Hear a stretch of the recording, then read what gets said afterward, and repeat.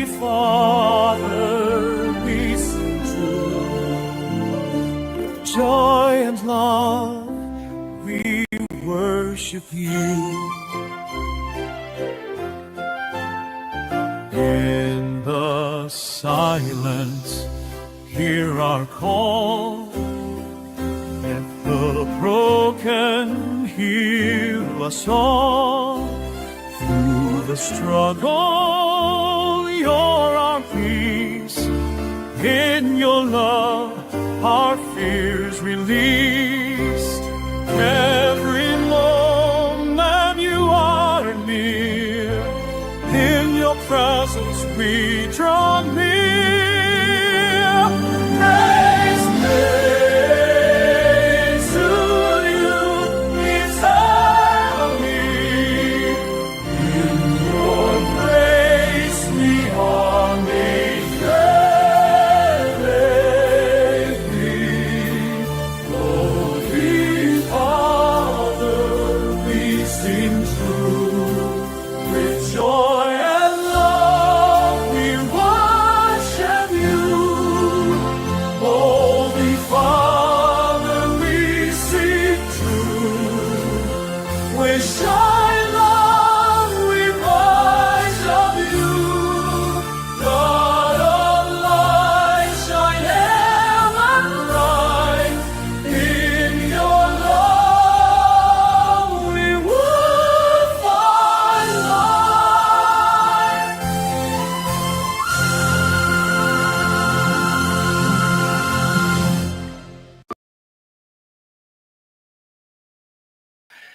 And we are live. In about 30 seconds, I will add our guest. I do want to introduce all of you all. Happy Saturday night, morning, evening, depending on where you are tuning in from. I am thrilled and pumped to be with all of y'all. We're going to have an inquirer into the Catholic faith joining us. We've talked to him before. He'll be joining again. We're going to be talking about the bodily assumption of Holy Mother Mary. Pray for this, everybody. I want to give a shout out to you, AB. Thank you for your phenomenal support. You are incredible, brother. Thank you for the super chat. And anyone that does send any super chats or gifted memberships, whatever you send, we'll get to them, I promise, because by the time we're done, he's got about 2 hours, audience. He has about 2 hours. And then at the end of the time, he does have to go, and I'll open it up to everyone and anyone to ask whatever you all want to ask. So for the time being, though, we're going to deal with our guest, and we're going to take any and all questions. He is inquiring about the bodily assumption of Holy Mother Mary. So it'll be a lot of fun. Hopefully, everyone will learn. This will be a blast for everybody. It won't only be educational, by the grace of God, for the brother, but for every single person tuning in. We pray for everybody. All right, everybody, let's bring them up. Zeke, how you doing, brother? You able to hear me, my friend? Yes, I can. Hey, great to be back with you, my friend. How you been? Good. Yourself? Good, good. Been doing well, buddy. Good. So as I understand, this is a hang-up for you then. Is it a hang-up or is it something you just really wonder more about? Both. Okay. All right. What are your main issues of the bodily assumption? Do you have any issues? Do you have any questions? What do you have in your mind on this particular topic? Well, I just really don't know much about it. I know that Catholics teach it and Catholics believe in it. There's arguments for it and against it, and I'm just curious to learn more about it. Alrighty, sounds good. First off, do you know how the Catholic Church has defined it? I imagine Only a little bit, that Mary was like miraculously taken up into heaven and she didn't experience natural death. Well, the idea of her not having natural death is not bound up in the dogma itself. She could have very well had a natural death, and that is not bound up in the dogma itself, that she didn't have a natural death. In fact, all the dogma really requires you to believe is that at the end of Mary's life, she was taken up body and soul into heaven. Do I personally think that within the document itself that you can come to the conclusion she had a natural death? Well, what do you mean by natural death? In terms of dying like other humans would die, yes. In the sense that her death would have been the same in terms of her dying and having the same kind of honor as every other Christian. No, that would be different in terms of the essence of it. But in terms of how she died, yeah, it would have been a natural death. Yeah, I think that's that is in the early liturgies, and I think you can extrapolate that from the document itself, from Munificentissimus Deus. So yeah, I think it's an okay thing. We can say that, and it's a healthy thing to say. Okay, interesting. Mhm. Hmm.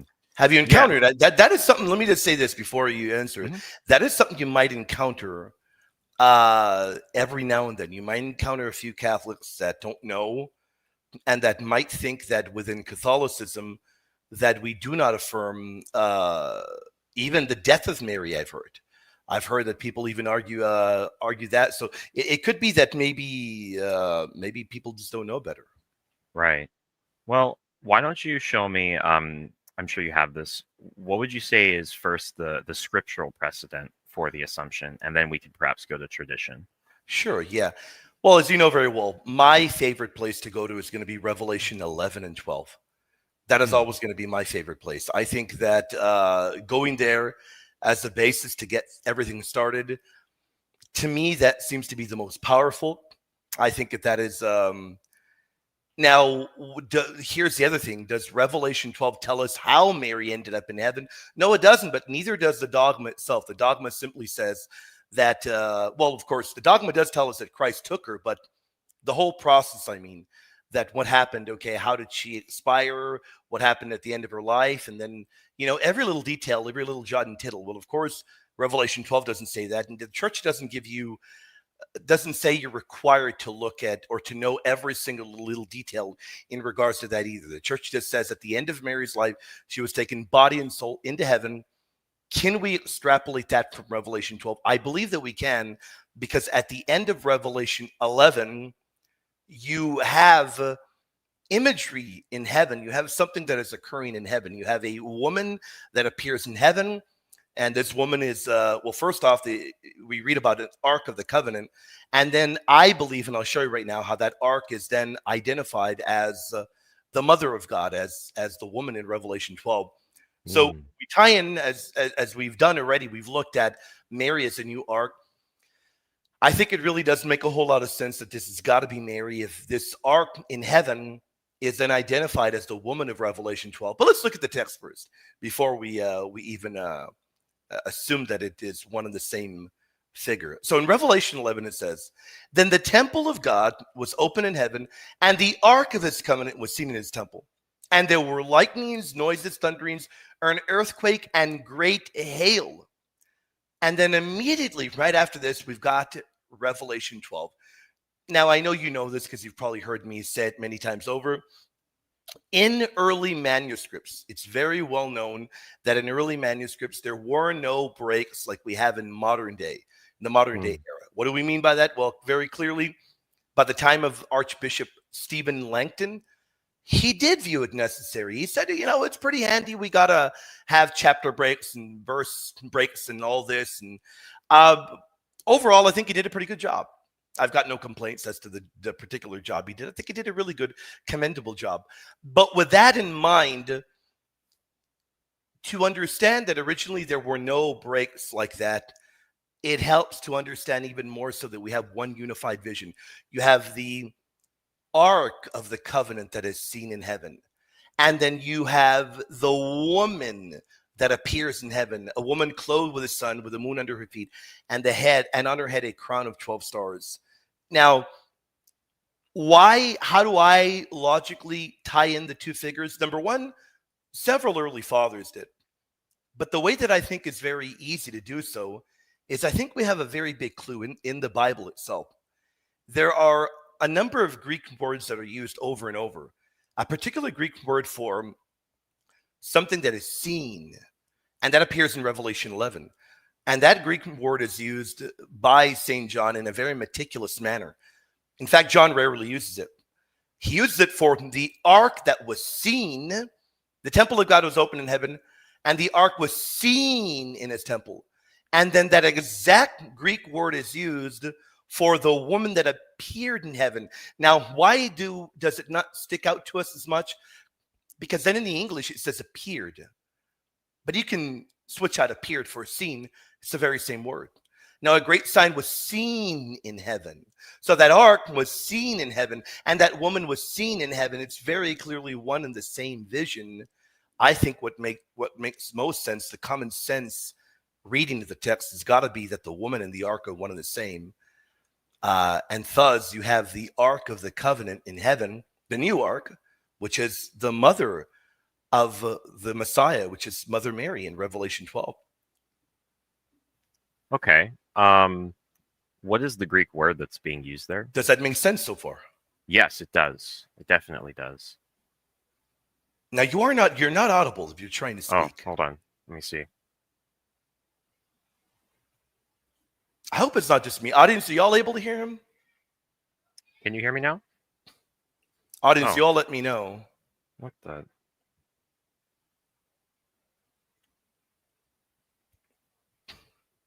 I don't know if it's on my end.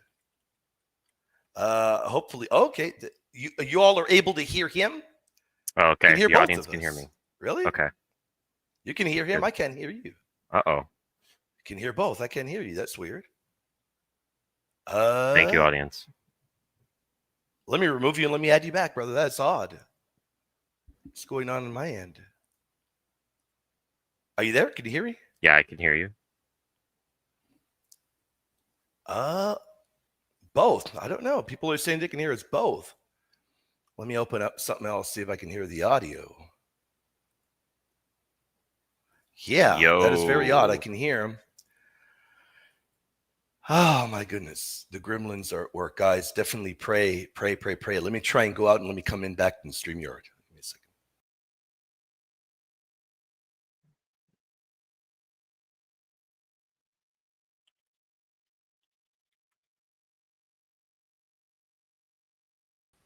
How about there, brother? You there?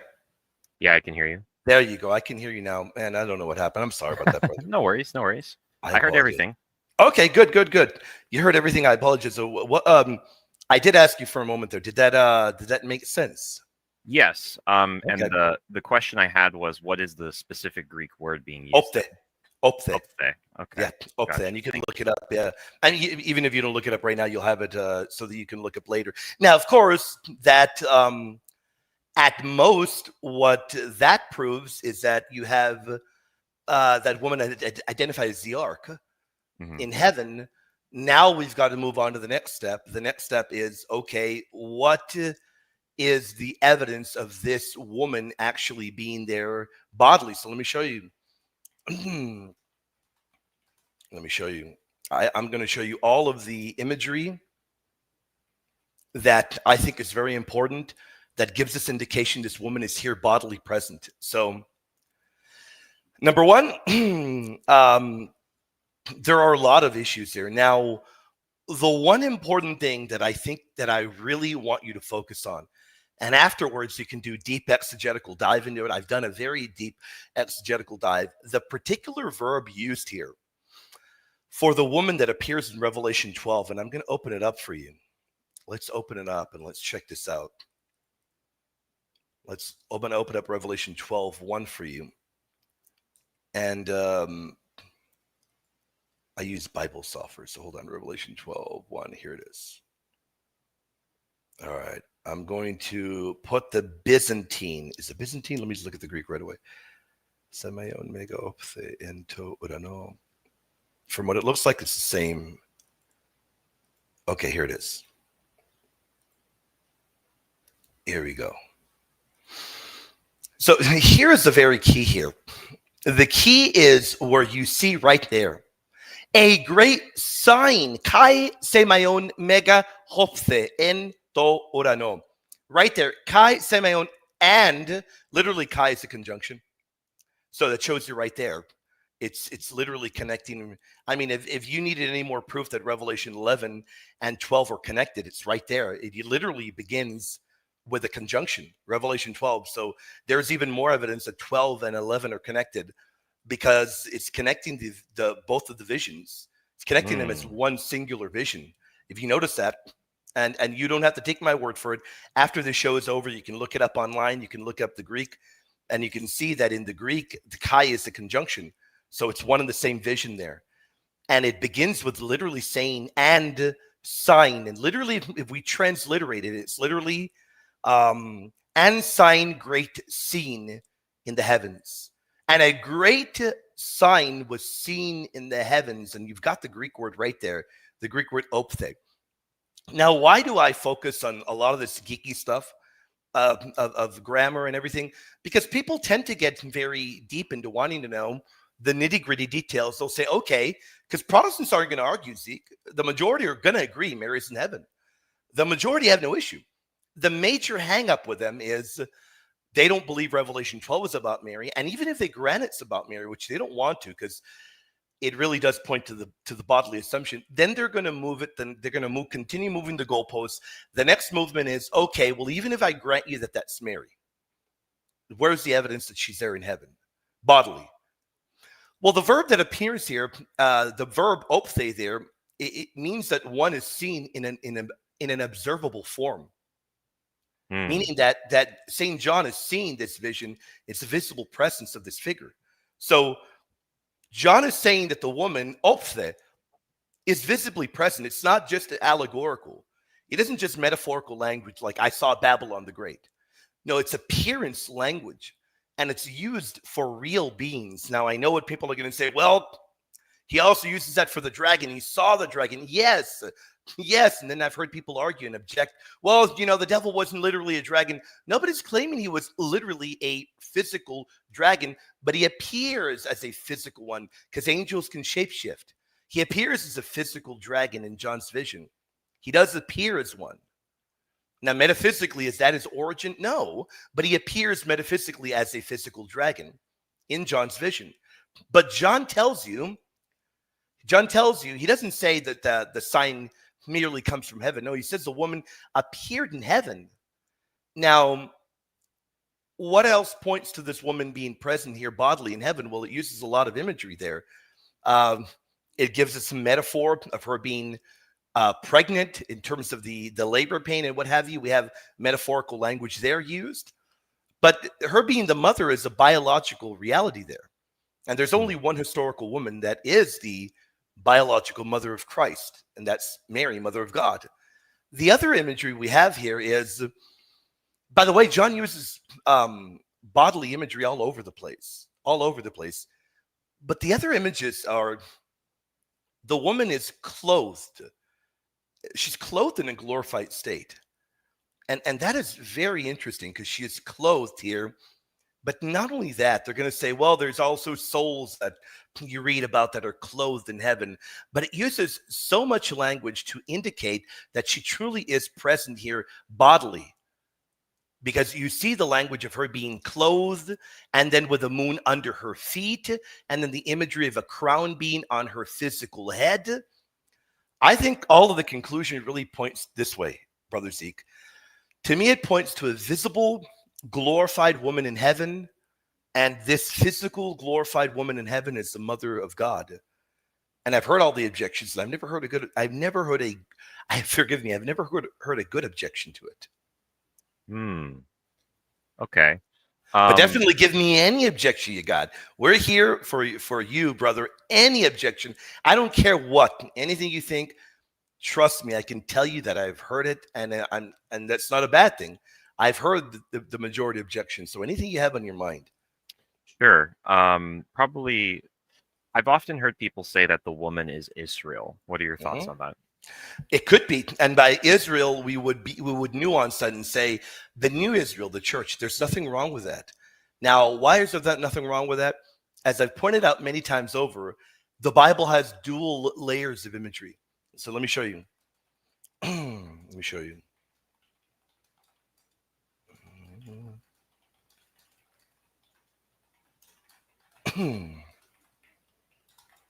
So I'm going to show you multiple verses of the Bible.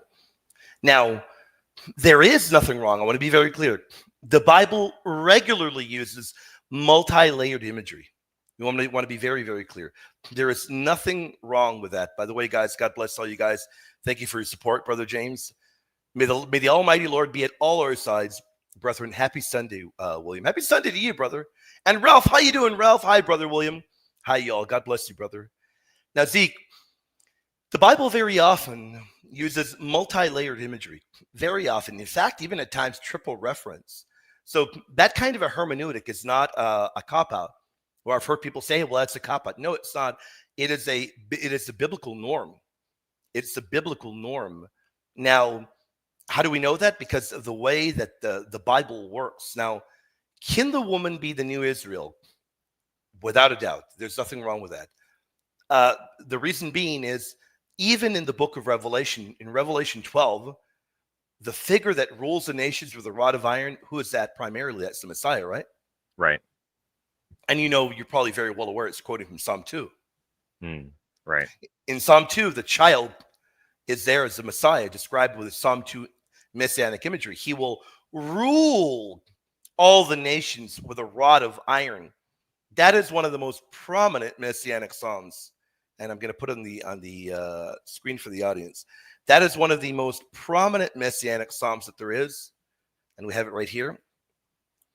Literally means who is to rule all the nations with a rod of iron. Now, there is no doubt that it's Christ. Number one, we know that it's Christ because that is the Messiah here in Revelation 12. But it isn't only in Revelation 12. Let me show you how even Revelation 19, in Revelation 19, that child that will rule the nations with a rod of iron, well, that child is Jesus. Let me show you. Revelation 19. Let's check this out. Now out of his mouth goes a sharp sword, that with it he should strike the nations, and he himself will rule them with a rod of iron. He himself treads the winepress of the fierceness and the wrath of the Almighty God. It's talking about Jesus here. It tells you right there before that. It says, this is the Logos. This is the Word of God. And then it tells you, what is his name? King of Kings and Lord of Lords. So the one that will rule the nations with a rod of iron is Jesus. Okay. But in Revelation 2, did you know that that is applied to the church? No, I did not know. Yeah, so Revelation has multiple layers of imagery. So in Revelation 12, it's Jesus, clearly. And in Revelation 19, it's Jesus.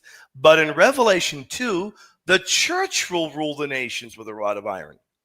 And he who overcomes and keeps my works until the end, to him I will give power over the nations. So he says, anyone that keeps my commandments to the end, what about them? He will rule with a rod of iron. And he will dash them. Exact language of Psalm 2. Now it is applied to all the believers. Originally, it's only the Messiah, but by virtue of being grafted into the head, into the church, into the body, it is all of us that will also rule the nations with a rod of iron. So if the rod of iron has dual referent in Revelation, primarily Christ, secondarily his body, the church, why can't Revelation 12 have the same? Primarily Mary, secondary the body, the church. Revelation 12 is working exactly the same way as the other biblical dual referent passages. And remember, in the Old Testament, Zion is both a literal woman and a symbol for God's people. And Eve is both an individual and mother of the living. There are multiple layers all throughout the Bible. All throughout the Bible, to where it can be used, the text can be used in multiple different ways. So if somebody says, well, this is the church here, there's nothing wrong with also believing it to be the church, as long as we recognize primarily Revelation 12 is Mariological. In a primary sense, it is about Mary being the mother of the Messiah and Mary being there present bodily in heaven. Okay. Interesting. Yeah, I could understand that. It seems like the difference is which one is considered the primary reading between Protestants and Catholics. Right. Okay.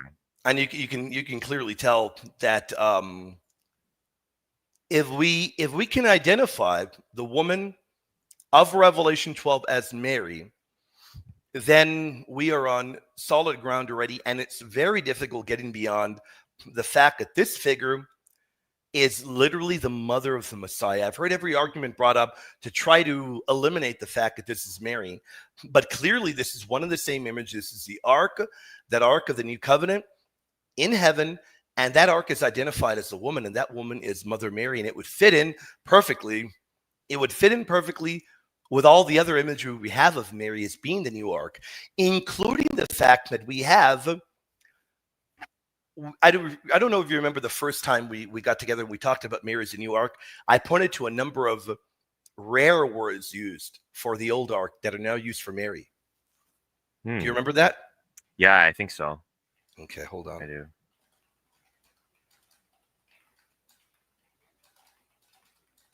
Let me show you.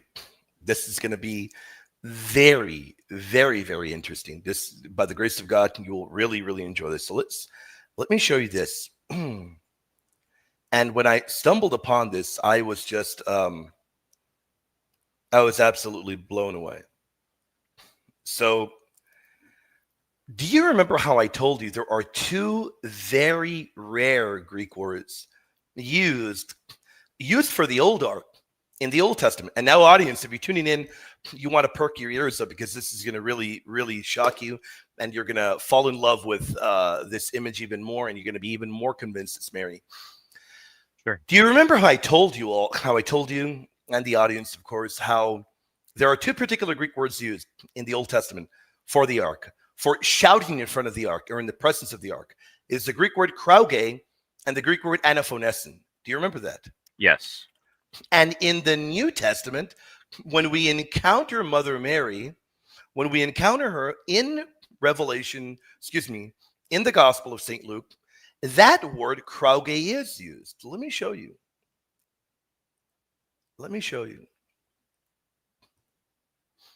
So first off, let's check this out. And we're going to go step by step. I don't want to overwhelm you or the audience. Let's look at the Old Testament first, because I don't want you to think that I'm making it up. And audience, I think you all are going to be blown away at this. 1 Samuel 4:6. When the Philistines heard the noise of the shouting, they said, "What does this great shouting in the camp of the Hebrews mean?" When they learned that the ark of the Lord had come to the camp. And if you notice, I underlined two Greek words, the shouting krauges, and then the great shouting in the camp krauge. Both are particular Greek words used in the presence of the old ark, right? Right. In Luke 1:42, look at what we have here. Saint Elizabeth exclaims with a loud cry, krauge, blessed are you among women. The way Elizabeth shouts in front of Mary, St. Luke is shoving it in your face. In everyone's face, he's shoving it in their face. Remember, he was a historian. His Greek was second to none. He's shoving it in their face. I'm going to use this rare Greek word, and I'm going to use it and apply it to Mary for Elizabeth's shouting. Mary is the new ark. I'm using that exact Greek word used for the old ark. Now I'm using it for Mary in Luke 1:42. When Elizabeth shouts and directs that shout to Mary, anaphonesin krauge. Notice how in the Old Testament, krauge, in the presence of the ark of the Lord. In the New Testament, krauge, in the presence of Mary. Right. That's pretty incredible, right? Yes. But let me blow you away now.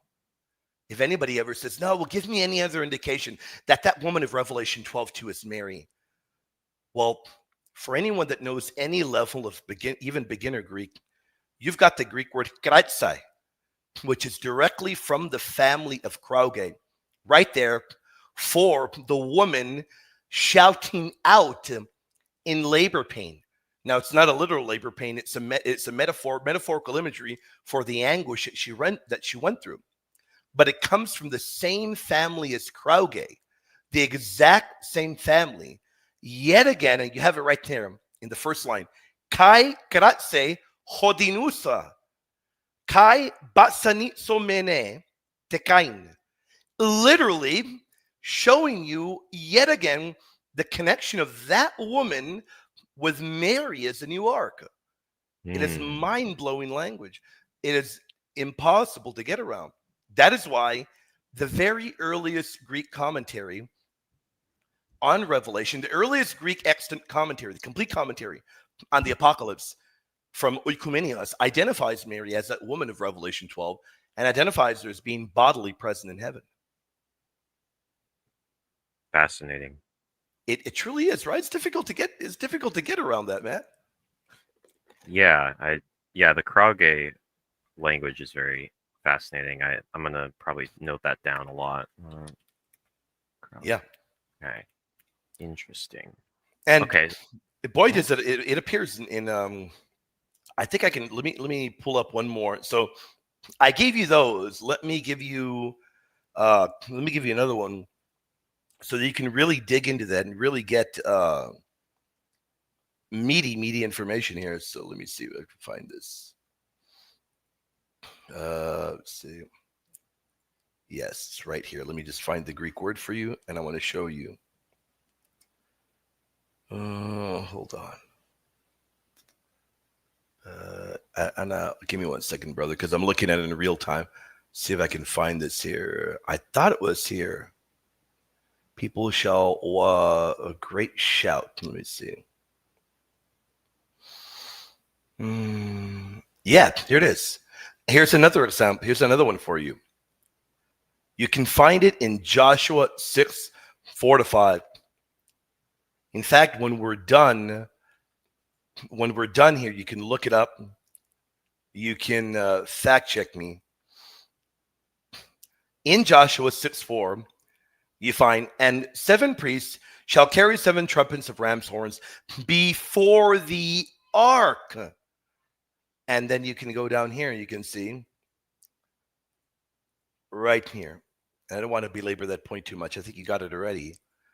When they make a long blast with a ram's horn, as soon as you hear the sound of the trumpet, then all the people shall shout with a great shout. You have it right there.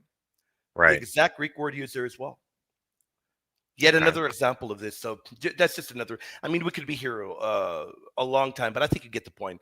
That these are rare Greek words. They're used for the old ark. Then they're applied to Mary being the new ark in the Gospel of St. Luke. But that isn't the only area.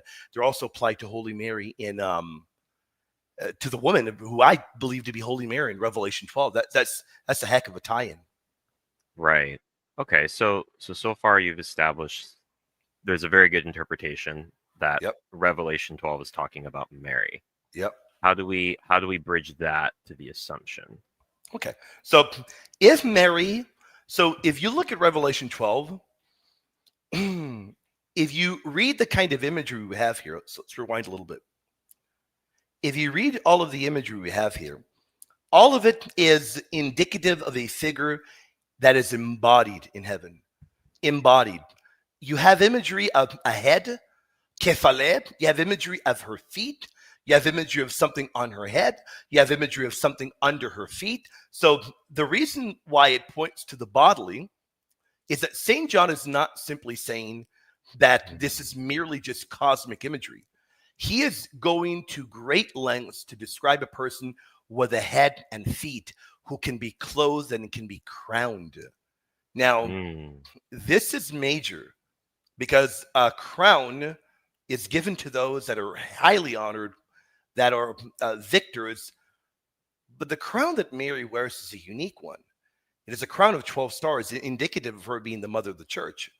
It is a massively important thing because it is pointing to a physical element, that being her head. Now, where is this woman present? She's present in heaven. She's present in heaven, glorified in heaven. The 12 stars is very clearly symbolic for the 12 apostles. Now, somebody can say, well, it could also represent the 12 tribes. Rightly so, but in its full imagery and its full fulfillment, it has got to represent the 12 apostles who represent the church. So she's the mother of the church. But the symbol is assembled as a literal crown and a literal head. And then the other imagery we have, remember, once we can establish that this woman is Mary in heaven, the doors are just blasted wide open. Because if this woman is Mary, and once we've established that, then we can begin looking at everything else. You've got to begin with that premise first. Is the woman Mary? And for me, I think it is an injustice to read it and say, well, no, it isn't Mary. It's got to be the church only. When literally that woman is the mother of the Messiah. So primarily, I believe it's Mary. If we can agree to that, Then we move on to all the other imagery. The moon under her feet. Again, this isn't vague, poetry written by St. John. He's giving a bodily position. That is pretty major. The sense is above, that the feet can rest upon something. Now, in the Bible, having something under the feet is royal dominion language. You can find it in the Psalms, you can find it everywhere. God puts enemies under the feet of the Messiah. And so Mary plays a role in sharing in this victory. The imagery here is a queenly woman exalted so that even the moon is under her feet. That is why many fathers not only saw this as Mary being bodily assumed in heaven, but said this is beautiful imagery for the queen mother, the Gebira, who is sharing in the king's dominion, because Right. under your feet is royal dominion language. If the woman here, Brother Zeke, were just a mere collective, well, then St. John could have said, well, her domain is over the moon, or something abstract like that. But he uses really concrete language. The moon is literally placed beneath her feet, bodily imagery. I think that he's given the greatest description he can under the inspiration of the Holy Spirit. And everything indicative here is of a woman who is present here bodily in heaven. And I think the bodily pattern here fits in best with everything that we read in the particular text. She's a real person. She has a head, a crown, feet, clothing, womb. If Christ can be both the real Jesus and the Lamb, then I don't see any issue why the woman cannot be the real Mary and the church and the corporate people of God. Okay. See what I mean? Yeah. Interesting. Okay. Does that make sense so far? Yes. Yeah. So it seems like a lot of this is hinging on our understanding of Revelation 11 and 12. Mhm. Okay. What about in terms of patristics? How did the early church interpret this passage in Revelation? So the earliest interpretation would be a very old one. I'm going to give you 2 dates. The best date that I have found in the Testament of Joseph is 2nd century. But then there are others as well that dated to the 3rd century. Now, it doesn't provide a sweeping commentary on Revelation 12, but it identifies the woman as the mother of the Messiah. That would be the oldest patristic interpretation of Revelation 12. It doesn't tell you, okay, Mary is here bodily present in heaven. It doesn't do that, but it identifies the woman, the mother, as the mother of the Messiah. That is enormous. Then after that, you do have many early fathers that flat out believe it to be the church. Victorinus thinks it's the church. Methodius of Olympus thinks it's the church. St. Epiphanius, interestingly enough, views Revelation 12 as being Mariological in a sense as well. He says it could be Mary as well. So St. Epiphanius is aware of the various different readings, and he says one of the various readings has got to be a Mariological one as well, or it's possible to be, it's possible to be a Mariological one as well. Here's the interesting thing I've got to tell you, Zeke. That to me is the most powerful witness we have, I'm going to say, is St. Epiphanius. The reason being is right after St. Epiphanius writes that's since Panarian 77. He's agnostic to the end of Mary's life. He flat out says, I don't know how Mary ended her life. We don't know. Was she the woman of Revelation 12? She could have been. Did she die? She could have died. Did she get martyred? Maybe she got martyred. Is she still alive? Maybe she's still alive. And to this day, that Panarian, Panarian 78, to this day, Panarian 78 is the most popular text to quote on the Assumption. People will quote it, and they will say, look at how agnostic to the bodily Assumption Epiphanius was. And Epiphanius was a heresy hunter. He is going around studying histories of the regions, and he doesn't know how Mary ended her life. Look, you don't have a universal, unanimous tradition, they're going to say. But the problem with that, Zeke, is they're giving you one part of the picture only. Because Epiphanius wrote over a number of years. And Epiphanius wrote what is known as the medicine chest. That's the Panarian. to where he's going around, and what he's doing is he's doing a phenomenal job, Zeke, of refuting all kinds of heresies. He's a heresy hunter. And in fact, his Panarion, the medicine chest, is all about refuting heretical groups. Well, in Panarion 78, he is agnostic to the end of Mary's life. Doesn't know how she ended her life. But then he returns to that very same point. And when he does return to that point, Zeke, he now does have a conclusion. He believes Mary was taken bodily into heaven. That is enormous. Because if Epiphanius, if he can study the end of Mary's life and be agnostic as to her end, flat out say, I don't know how she ended her life, but then he continues studying and studying and studying, and then by the time he gets to Panarion 79, he has changed his mind. Here's the problem. We don't have people that are Protestant that examine Panarion 79 as much as they do Panarion 78. And that is very frustrating, because when you get to Panarion 79, he now comes to the conclusion. By the way, he's condemning a group called the Collyridians. I'm pretty sure you've probably heard of them. You heard of them? Yes. Okay. Now, you know that they were worshiping Mary. Yes. Okay. So he's condemning them.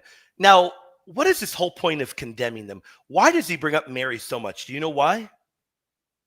Well, I mean, he's condemning the people who are worshiping her. Right, yeah. And they're offering the Eucharist to her, right? Right, I think so. And his real hang-up is, look, Mary's mortal. She's mortal like all the other saints. Only God should be sacrificed to and worshipped. But all the while that he does that, have you noticed what he says about Mary's end? Have you read about the Assumption, what he says? No, I have not read Epiphanius on the Assumption, but let's check it out. Yes. Okay. Let's look at this. But the devil has always slipped into the human mind in the guise of someone righteous. And audience, if you guys are liking this, please let us know, guys. Please let me know. We'll shout you all out in a moment, guys. Thank you all for your support. God bless you guys. We'll shout you out in a moment. Let us know if you guys are enjoying it. In Panarion 79 says, but the devil has always slipped into the human mind in the guise of someone righteous, and to deify mortal human nature in human eyes. So he's mad. He is mad that they are worshiping Mary because Mary's a creature. But by the way, he's also a phenomenal example of hyperdulia given to Mary, because he will argue that Mary deserves more honor than any of the saints. But we're not going to get into that right now. And yet the men who have worship have died, and their images, which have never lived, are introduced for worship. Since they've never lived, they can't be called dead either. He's talking about pagans there. And with adulterous intent against the one and only God, like a common whore who has been excited in the wickedness of many relations and rejecting the temperate course of lawful marriage to one husband. Yes, of course, Mary's body was holy, but she was not God. Okay. Then he goes onward to note, for what this sect has to say is complete nonsense, the Collyridians, and as it were, an old wives' tale. What scripture has spoken of it? Which prophet permitted the worship of a man, let alone a woman? The vessel is choice, but a woman, and by nature no different from others. So she's a creature.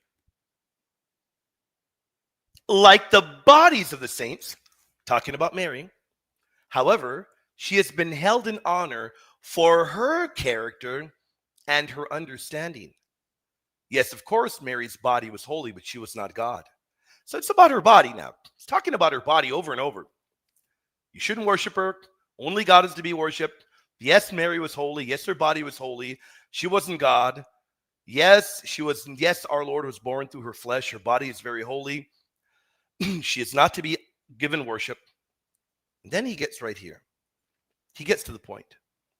Like the bodies of the saints, she's been held in honor for her character and her understanding. And if I should say anything more in her praise, she is like Elijah. How is she like Elijah? Who was virgin from his mother's womb, always remained so, and was taken up and has not seen death.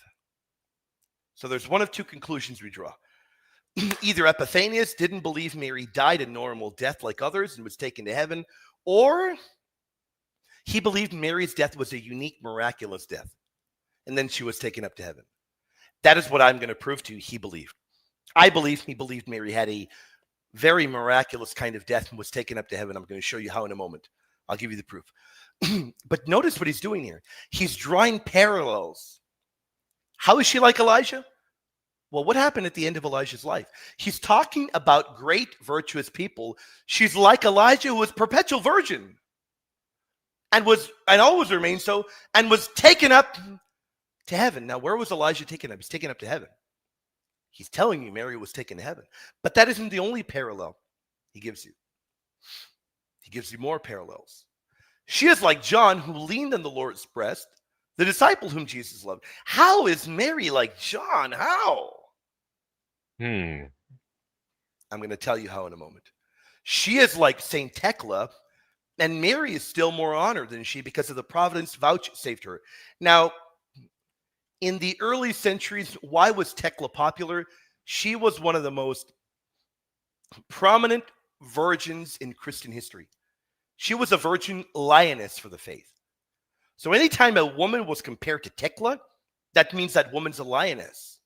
So he's comparing Mary to Thecla, who was a virtuous woman, forgive me. Comparing her to Thecla, who was a virtuous woman, a lioness for the faith. And then comparing her to John. Now, here's the important point. And yes, Thecla was a virgin. Forgive me.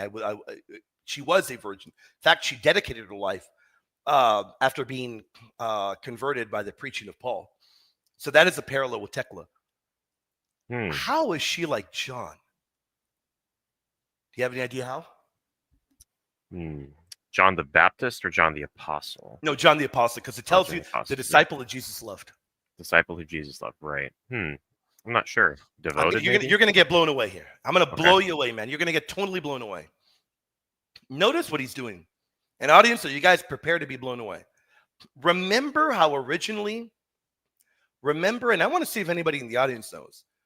I want to see if Divine Mercy knows. I want to see if Lone Wolf knows. I want to see if Gary knows. I want to see if Talis knows. I want to see if anyone here knows. I'd be shocked many of them know. If they do know, tip of the hat. How is Mary like St. John according to St. Epiphanius? I want to see if they know. Talis says he knows, so I want to see these guys know. I want to see if they know. Why is he quoting Revelation 4? Let me see. Why is he quoting Revelation 4? This guy's like drunken bagged milk, man. I have no idea why he quoted that. No, I'm asking you how for St. Epiphanius, how was Mary like? No, it has nothing to do with that. Let's see if ask ChatGPT, guys. Let's see if ChatGPT knows. I want to see if anybody gets it. So notice how, no, it's not Revelation 4, Divine Mercy. No. Like the bodies of the saints, however, she has been held in honor for her character and understanding. And if I should say anything more in her praise, she is like Elijah. So Mary's like Elijah, who is perpetual virgin, was taken up to heaven, right? We can establish that, right? He's taken up to heaven. Mary is like him. Right. She is like John, who leaned to the Lord's breast. I'm asking people if they can tell me.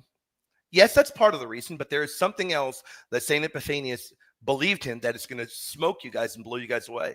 There's something else that he believed. Now I'm going to show you guys. All you guys got to do is open the whole text. So she is like Thecla, because Thecla is more honored. She is a virgin who is a lioness for the faith. Okay, she's like Elijah taken up to heaven, like Thecla was a virtuous virgin, like John, not only because of the leaning on the breast, but also because, but Elijah is not to be worshipped, even though he's alive. And John was not to be worshipped, even though by his own prayer, or rather by receiving the grace from God, he made an awesome thing of his dormition, of his falling asleep. Now, in the early church, now I know people probably know, in the early church, many people believed in an early pious tradition. There was an early pious tradition in the early church that St. John had a dormition.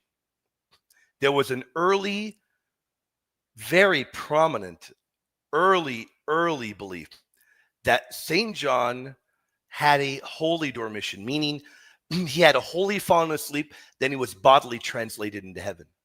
That's an early belief. Now, the church has not dogmatized that. That is not dogmatized by the church. Let me be very clear. The church has not dogmatized it. But it was an early pious belief. And he draws the parallel here to Mary and John, showing you even more so. He believed Mary had a miraculous falling asleep, then was taken up into heaven. Isn't that incredible? Right. By the way, Lucas, the Protestant Lucas, you can come up here and we can talk when the brother Zeke leaves, brother. You're welcome to come back here and we can talk. Had you ever heard that? I had not heard that there was a tradition of John's Dormition. Oh yeah, there's tradition. You can look it up. In fact, I don't know if I did find, man, I don't know. I did find the whole tradition of John's Dormition. Let me see if I've got it. In fact, I wrote a whole article I have an article in my blog on the Dormition of John and the parallel between the Dormition of John in the early church. Now, do I believe St. John had a Dormition? I don't believe it. It's not many fathers believed it, but a few did believe it. But it doesn't matter either which way. The point being, Epiphanius believed it, so he drew that parallel to Mary. He believed that, so he drew that parallel to Mary. So the prominence of this, by the way, we have earlier evidence than him. The reason that I am bringing this up for you is to show you St. Epiphanius was a titan. He was a titan of the early church. And he was known as a heresy hunter. And if St. Epiphanius was the heresy hunter, tells you Mary was bodily assumed, you've got incredibly early witness, but not only incredibly early witness, you have it in the Panarion, which was one of the most prominent early Christian documents. It was one of the most so prominent that later on St. John of Damascus would redo the Panarion. He would redo the condemnation of heresies, and he would add new ones that had popped up in his own day. So it was a very prominent early Christian document. So the fact that he comes to the conclusion, he goes from agnosticism to doing more research and comes to the conclusion that Mary was taken bodily into heaven, that is incredibly early testimony. Right. Really, really early testimony. You see what I mean? That's pretty good, right? It is. It's certainly very early testimony. It's really early. Now, do we have earlier documents? We do. Forgive me. The reason I didn't give you those earlier documents is because we don't know who the authors are. And it can get very dicey. In fact, I recommend you check out a debate I did on Pints with Aquinas on this topic. I do go into the early documents. It can get very difficult because in the early church, there are a ton of books of the Mary's Repose, on the Transitus Mary literature, on the Dormition. And if you're not careful, you can step into a landmine and you can look at a work that is heterodox. There are some that are heretical, and there are many that are not. The reason why I don't bring those up, and I can, is because one of the most prominent ones is written by Pseudo John. That one's earlier than this here. It's earlier than this.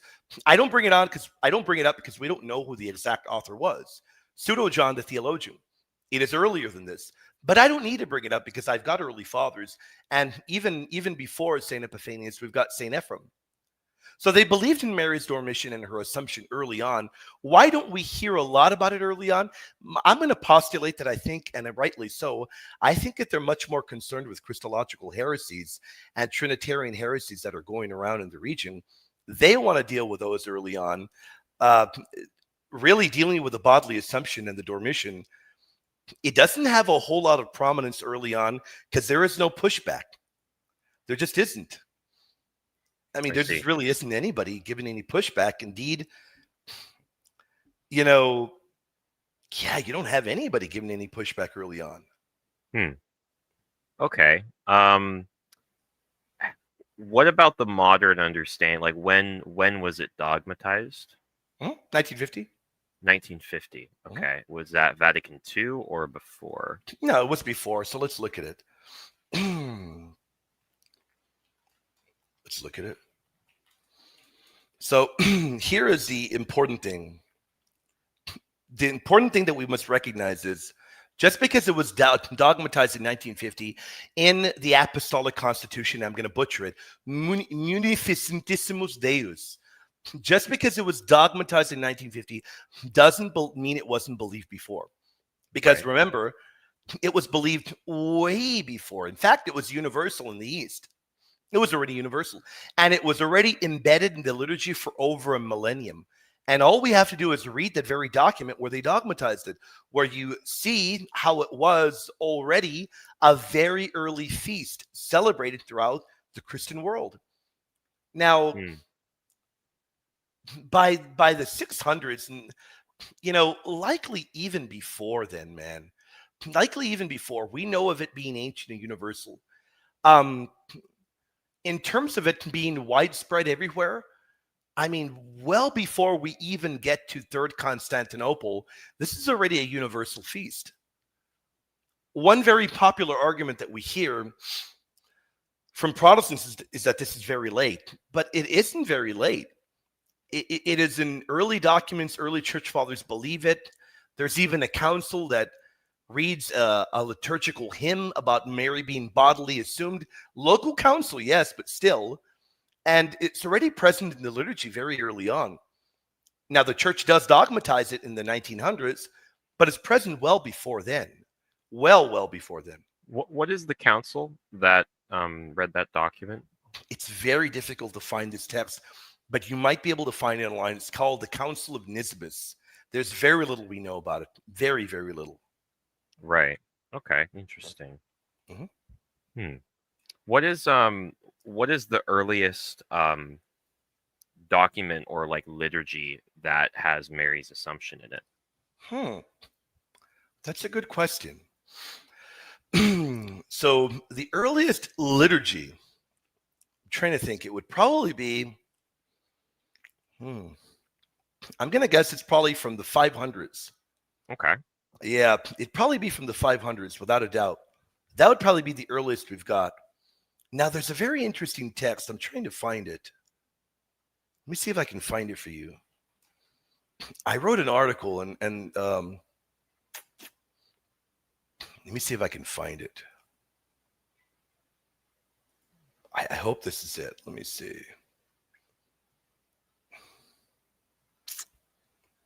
There was a really interesting medieval text that I found that shows that those that denied the Assumption, I'm gonna have to. I'm hitting a brick wall right now. I don't remember the name of the author, but it was a very, very, very. Here it is, the Assumption of Mary. Let me see if I can find. I wish I knew. Yeah, let me see. It's no worries if you can't find it. I did find it by the grace of God. Oh, Yeah, I did. So this is a very rare text that I had translated. It's a very, very rare one. So let me try to find it here for you. In fact, this exists nowhere in English. This is translated for me by Dr. Minard. Let me see where it is. And this is a mind-blowing one. So let me read it for you. Okay, it's written by a particular bishop, Askericus, and it's preserved in the Patrologia Latina. So by Migne? Migne, yeah. Migne. Okay. Yeah, that's the geek way of pronouncing it. I say Migne, and people say, "Well, you freaking heretic." So Bishop Askericus. Let me see. Let me look at it. Give me 1 second. I'm glad that I found it.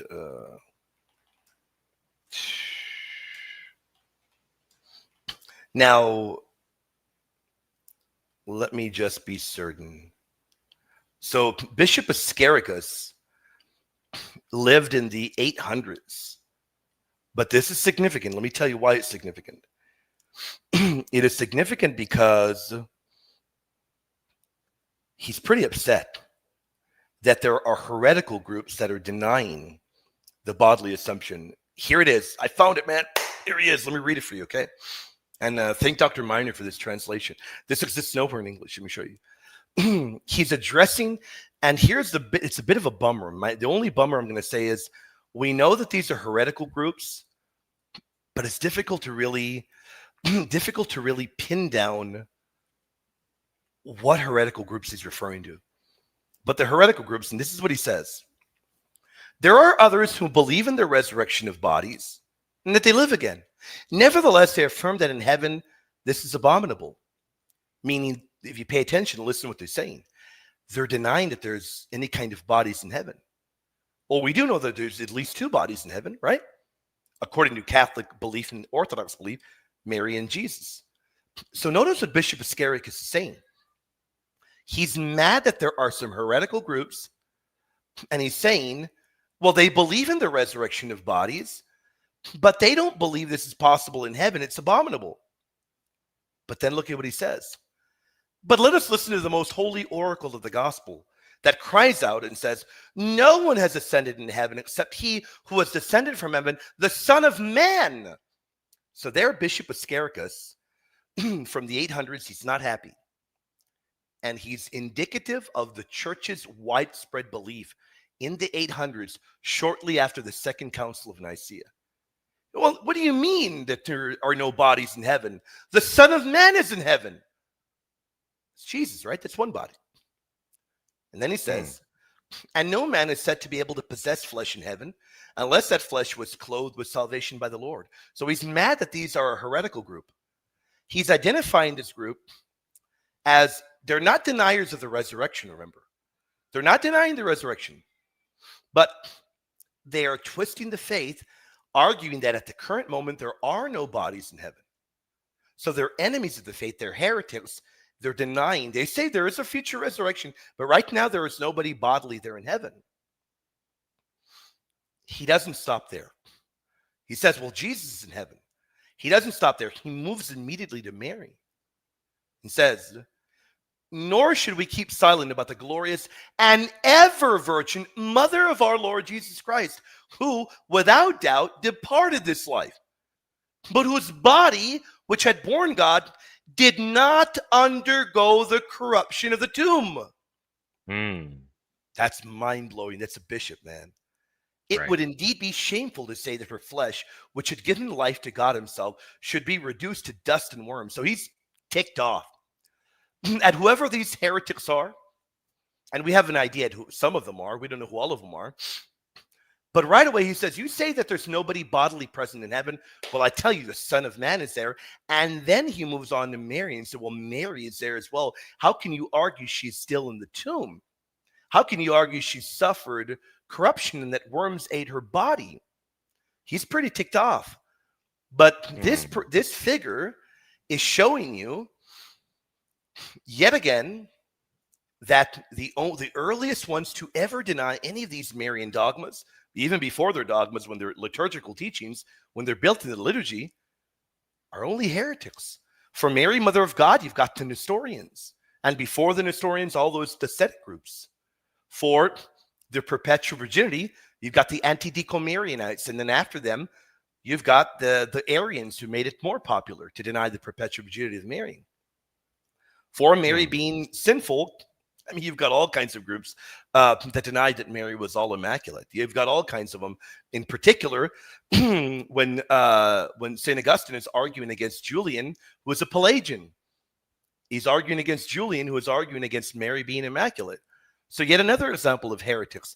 And then here, Bishop Iscarius gives us examples of other heretical groups denying that there can be people bodily present in heaven, and he hammers out against them and says, our Lord is the Son of Man. He's in heaven, physically, bodily in heaven, and not only him, but our mother as well.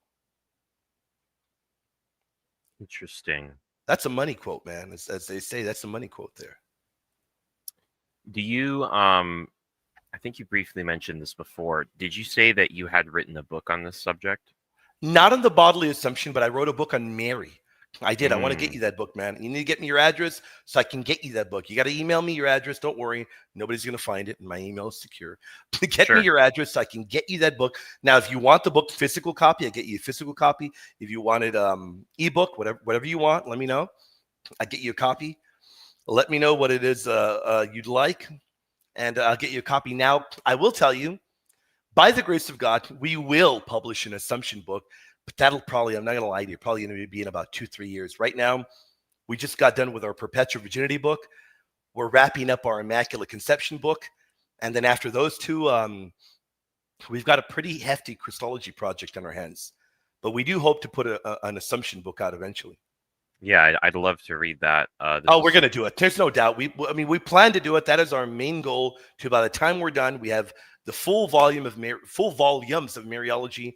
We'll have them all. They'll be available separately, and then we'll have one massive monster tome as well for people to be able to purchase as well. Now, this is a bit of a counterintuitive question, but can you think of any early classical Protestants who may have believed in the Assumption of Mary, or did everybody reject it? They believed in it unanimously, but there's a caveat. The early so-called proto-reformers did, and then the early reformers did as well. After Luther, it isn't so clear in Calvin. I can make the argument that Calvin believed in it. It isn't a solid one. And then after Calvin, it really does fall off. It really does fall off. But the fact that in the early reformers, believed Mary was bodily assumed, I mean, that is really damaging for Protestantism. Do you have any sources for that? Absolutely, man. You know me, man. Come on, man. You know me. Let me pull it up for you, man. Let me pull it up. I got you. Hold on. Where is it? I'll find it. Give me 1 second. Let me look. Luther. That's Mary, Mother of God. That's the Perpetual Virginity. Let me see. What application do you use for note taking? I'm a slob, man. Just WordPad. Oh wow! I am very, very old school. You're going to find that the majority of the stuff I do is just old school WordPad and just writing by hand, man. I am very, very old school, man. And then people are going to think I am wild. They're going to think, man, William must really sit down and must really, really practice putting together all of these cross-examination questions, whereas debates, dude, let me tell you one thing, man. I write them here in my notes, just generic notes. I'm like, okay, well, you know, what are the cross-examinations for my upcoming debate? And I'll just write them here in my notes. So I'm very, very old school, man. Very, very old school. So here we go. And here I found them already for you. So these are really powerful. So we've got proto-reformers, very early reformers. Chris, you can connect with audio alone if you want, man. I've got no idea. Hold on, let me just read this briefly, brother. ABZ, Jesus is the one speaking. He is not comparing himself to John. Statement is about human beings born in the ordinary way. No, it isn't. You're drinking Robitussin that's spiked, Lucas. No, you're wrong. No, it isn't. You're very wrong. It's about the greatest of prophets. And nowhere does it say human beings born in the ordinary way. You're wrong, man. You're wrong, Lucas. You're out of your element here. Because it uses Greek. It uses a very famous Semitic idiom. Chris, Lucas, brother, you're out of your element, my friend. You're out of your element. It's using a Semitic idiom. You're wrong, my friend. Let me say meaning all. No, you're wrong, man. Chris, Lucas, brother, with all due respect, I love you, my friend, but you are out of your element. You don't know what you're talking about, brother. You don't, my friend. And I hope that you come up in a moment. You can come up. You can call my phone if you want, and we'll connect it right here, and the audience can hear you. I'll give you my phone number, man. You can bombard me with texts after. All right, Zeke, here is a mind-blowing one, man. Have you heard of John Huss? Jan Hus? Yes. You know, he's a titan for them. They love him. He's considered a proto-reformer. In his, believe me, I don't even have to tell you. I don't even have to tell you that this is about the Assumption. If the very name of the work is on the Assumption of the Blessed Virgin, I don't even have to tell you. Yeah, I don't even have to convince you. I can guess what it is. Yeah, I don't even have to convince you. But that's the name of that work. And he quotes from the Deuterocanonical book of Sirach. and he believed Mary had a holy dormition and then believed she was taken gloriously in heaven. He says, and it's a long text, I'm not going to read it all. He says, and in all these I sought rest. He applies the words from Sirach to Mary for her holy rest. And I shall abide in the inheritance of the Lord in heaven. And then he says, although the words of this letter are primarily related to the uncreated wisdom, they also secondarily relate to the glorious Virgin Mary. That's John Huss in the 1400s. Luther, we don't even need to go very deep in Luther. In 1522, is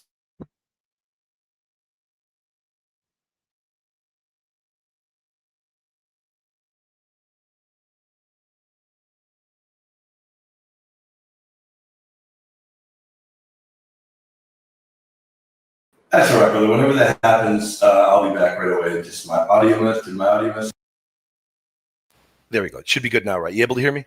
Yeah, I can hear you. Can you hear me? Okay. Yeah, I can hear you. Every now and then when I'm using software, my stuff crashes. That's fine. It doesn't matter. Okay. I'll be back within seconds if that ever happens.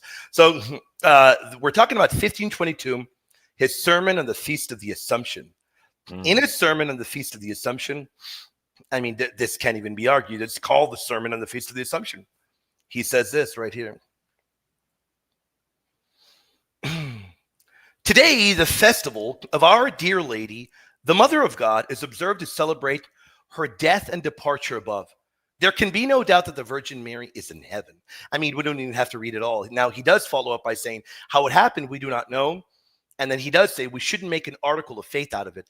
He says that all throughout his writings. He argues and he's furious that the Catholic Church has any dogmas. So he does argue against dogmatic teachings, but he held and he practiced the festival of the Assumption till his dying day. That isn't the only one we've got.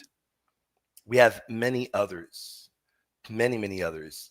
We have Heinrich Bullinger, another titan of the Reformation. Look at what he says. Elijah was transported body and soul in a chariot of fire. He was not buried in any church bearing his name, but mounted up to heaven so that we might know what immortality and recompense God prepares for his faithful prophets and his most outstanding and incomparable creatures. It is for this reason we believe that the pure and immaculate embodiment of the Mother of God, the Virgin Mary, the temple of the Holy Spirit, that is to say, her saintly body was carried up to heaven by the angels. That's pretty impressive. Now, let me show you this, man. I was able to hunt this down, and I want to give a shout out to a German Lutheran scholar. That guy is a freaking animal. He was able to help me hunt this down. Let me show you this. You're going to love this, man. In terms of Luther never stopped believing in the bodily assumption, ever. And I've heard the arguments over and over. Oh, well, later Luther changed his mind. No, he didn't. Later Luther never changed his mind. And I've looked at German texts that are not translated into English, German texts that are difficult to get a hold of from Luther. At worst, Luther condemns the Catholic Church for having it in the liturgy because he equated the liturgy as being an article of faith, believe it or not. And he didn't like articles of faith. He just didn't like that. Check it out. The Feast of the Assumption continues to be observed in Lutheran and heavily Protestant churches in the official feast days of these locations in years. Weissenberg, 1528. Dessau, 1532. Nordlingen, 1538. Brandenburg, 1540. Palatinate, Neuburg, 1543. Schwabisch Hall, 1543. Brandenburg, Ansbach, Kumbach, 1548. 1553, the Nuremberg, 1543, and I can go on and on. Whoa. I mean, I can go on and on. That's crazy, right? All the way into the 1540s. It could have been even later, because even today, some of them celebrated. But my tracking that down came from a very old liturgical book, and it stopped in the 1540s. It could have gone even beyond then. By the way, that isn't the only one. We have more Protestants. Ulrich Zwingli as well, another titan. We saw Bullinger. We also have Zwingli, where Zwingli says, I firmly trust that Mary is exalted by God above all creatures of blessed men or angels in eternal bliss.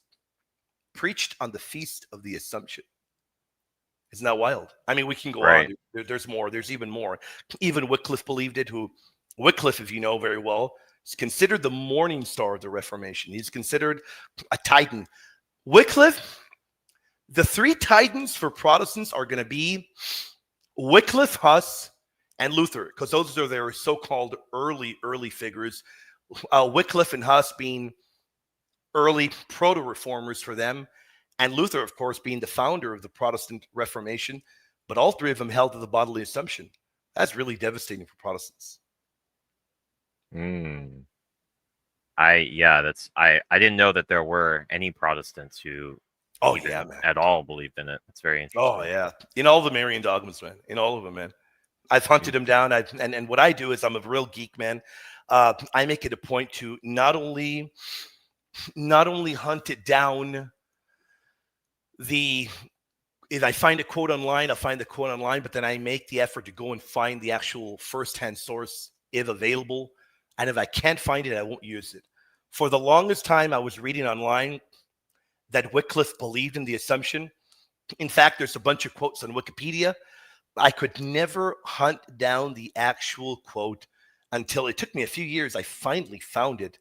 And the reason I had a lot of trouble is Wycliffe wrote in an English that may as well be alien-like language. It was very hard to decipher it. I finally found it, and once I found it and I could confirm it, I never use source material if I'm not 1,000% certain that it is a real quote. I avoid it like the plague. So these are real quotes. They're all real. Wow. I do have to leave in a couple minutes. Not a but, problem, brother. We'll open it up for the rest of the audience. Guys and gals, get ready. You all can connect. I'm going to put the link. You all can definitely connect when the brother leaves. But yeah, anything else you have on your mind, brother? I definitely just want to thank you for giving me all this information of Absolutely. The Assumption of Mary. I am curious, other than your books on the topic with Mary, do you have any other recommendations, any specific articles or authors specifically about the Assumption?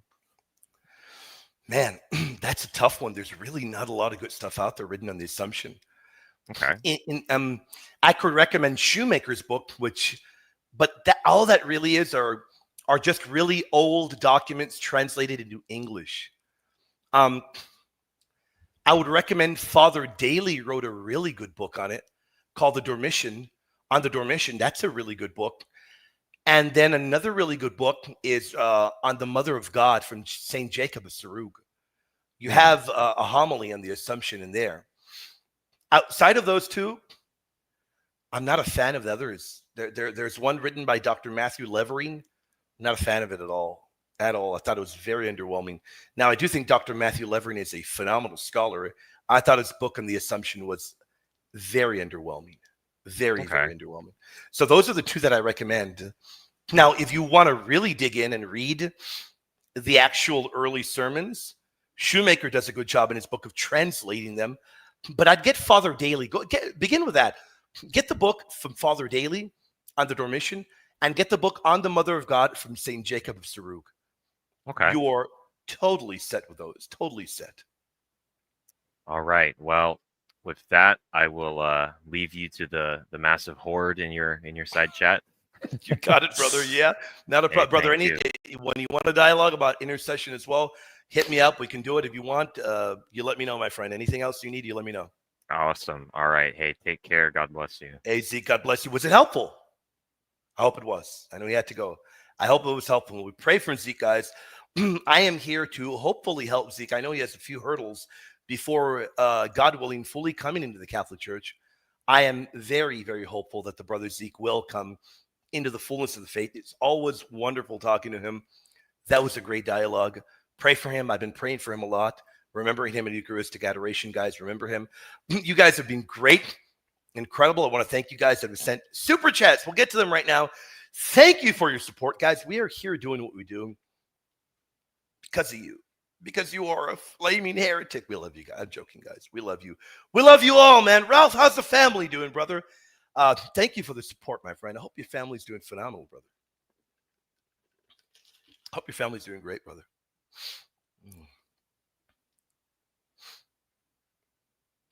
I have pinned the link. If anybody does want to come back here, Love to have them back here. See what they got. Frank, my man, thank you for your support, brother. God bless you for your incredible support, my friend. And don't think that I didn't copy and paste who got the memberships. Edwin Santiago, In God Squad, made by Jim Bob, Elizabeth Justino, and Tanner Gibbs. You guys and gals, don't forget to say thank you to the incredible Frank Not Lynn. To the incredible Frank Not Lynn. You guys are great, guys. God bless you guys. Thank you for your support, Frank. And you know what? I'll conjure him up, man. I'll conjure Franklin up. Franklin. I will conjure him. On a Saturday night, there's no way he's around, right? There is no way on a Saturday night he's around, is there? By the way, for people back here, I put the link and immediately we got people back here. But I don't understand. Why don't guys know how to connect their devices? Device not connected. I mean, I can't let you up if you don't connect to your device.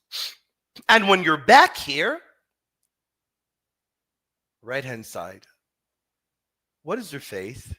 What is your question, guys? Come on, man. Come on, guys. What is your faith? What is the question? Are you heretics? Are any of you heretics in the area? If you are in the area, I'd love to meet up with you. A few days away. And I will be in California. In Covina, California, baby. If any of you all are in the region, the Catholic Family Conference, and a few of you all have already reached out to me, said, William, I can't wait to see your shiny bald head, and I can't wait to see your head full of hair. And I'm thrilled and pumped. Who will be there? Father Philip, Father Glenn, Rose Sweet, myself, Daniel Lydia Cray, Everard Esteban, Anthony Acosta, Eric Tafoya, and I know he's added to the list. Who did he add?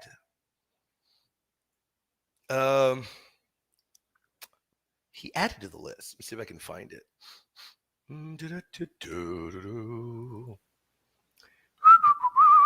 There we go. There we go. Everard, Greg Perea, Everard and Maravich. Is that how you pronounce that? Everard and Maravich Esteban, Greg Pereira, Daniel Lydia Cray, Adrian Lawson, myself. I'm thrilled and pumped, guys. That's going to be really cool, man. If you are in the area, I'd love to dialogue with you guys. Thrilled and pumped to talk to you all. Star Bethlehem, Revelation Stars, Maristella. Thank you, Gary. How you doing, Gary? Gary, the man, the myth, the heretic. Guys, we love Gary, man. I hope Gary's doing well. I hope all of y'all are doing well. Having a wonderful evening. Guys, if you have anything on your mind, smack us around with a question, guys. Smack us around. Ask us anything you have in your mind.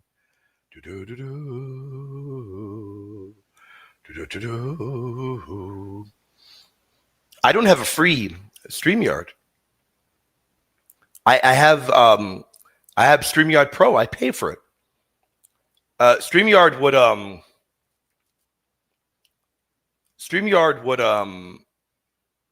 have the logo if it was the free version. I don't have the free one. What do you mean it looked like 240p? It looked really sharp on my end. Did it get lowered? Let me rewind. Hold on, guys. What on earth? That is odd, guys. Hold on. I'm looking at it. Guys, I don't know what to say. When I played it on my end, Glory, it looks like 1080p. In fact, I can put it up right. It looked like 1080p on my end. I don't know why it came. Yeah, I'm looking at the replay on YouTube. I don't know what to tell you, brother. On my end, it looked like 1080p. Wow, that is odd. I'm going to have to do what I'll do after we're done here, Gloria. I'm going to have to do a private stream and test it like when we're not live. James, thank you for your support, brother. Ave Maria, gratia plena, Maristela, Theotokos, the Immaculate One, ai Parthenos, she who is assumed into heaven, seat of wisdom. I love it, man. I love it, man. I love it, brother. God bless you, James. I hope you are blessed tonight, my friend. I hope you're having an incredible evening. I hope you're doing wonderful, brother. Brother James was talking about a project that he was working on the other day. Would love to hear more about that. Hopefully he does get that done eventually in the future. You know, he's working on it with a few brothers. James, thank you for your support, brother, for being a goated member. No, well, Matthew 11:11 clearly says those born from non-virgin women, there's no denying it. Is that guy still around or did he leave? She's still around, man? Still around? Is that guy still around?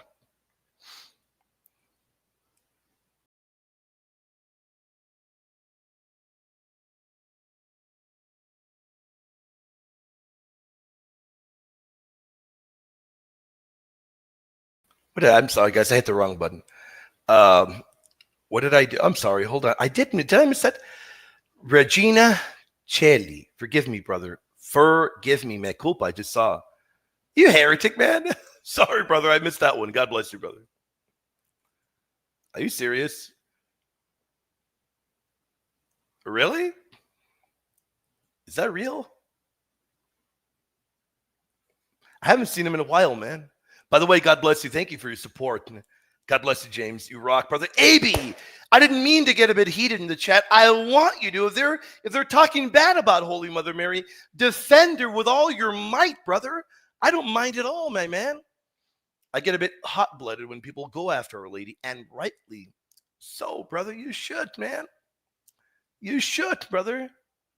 Yeah, man. I don't mind at all, brother. You definitely should. You definitely should, brother. God bless you, my friend. Yeah, no, we applaud that. We definitely, I give you tip of the hat, brother. I'm so glad. God bless you, my friend.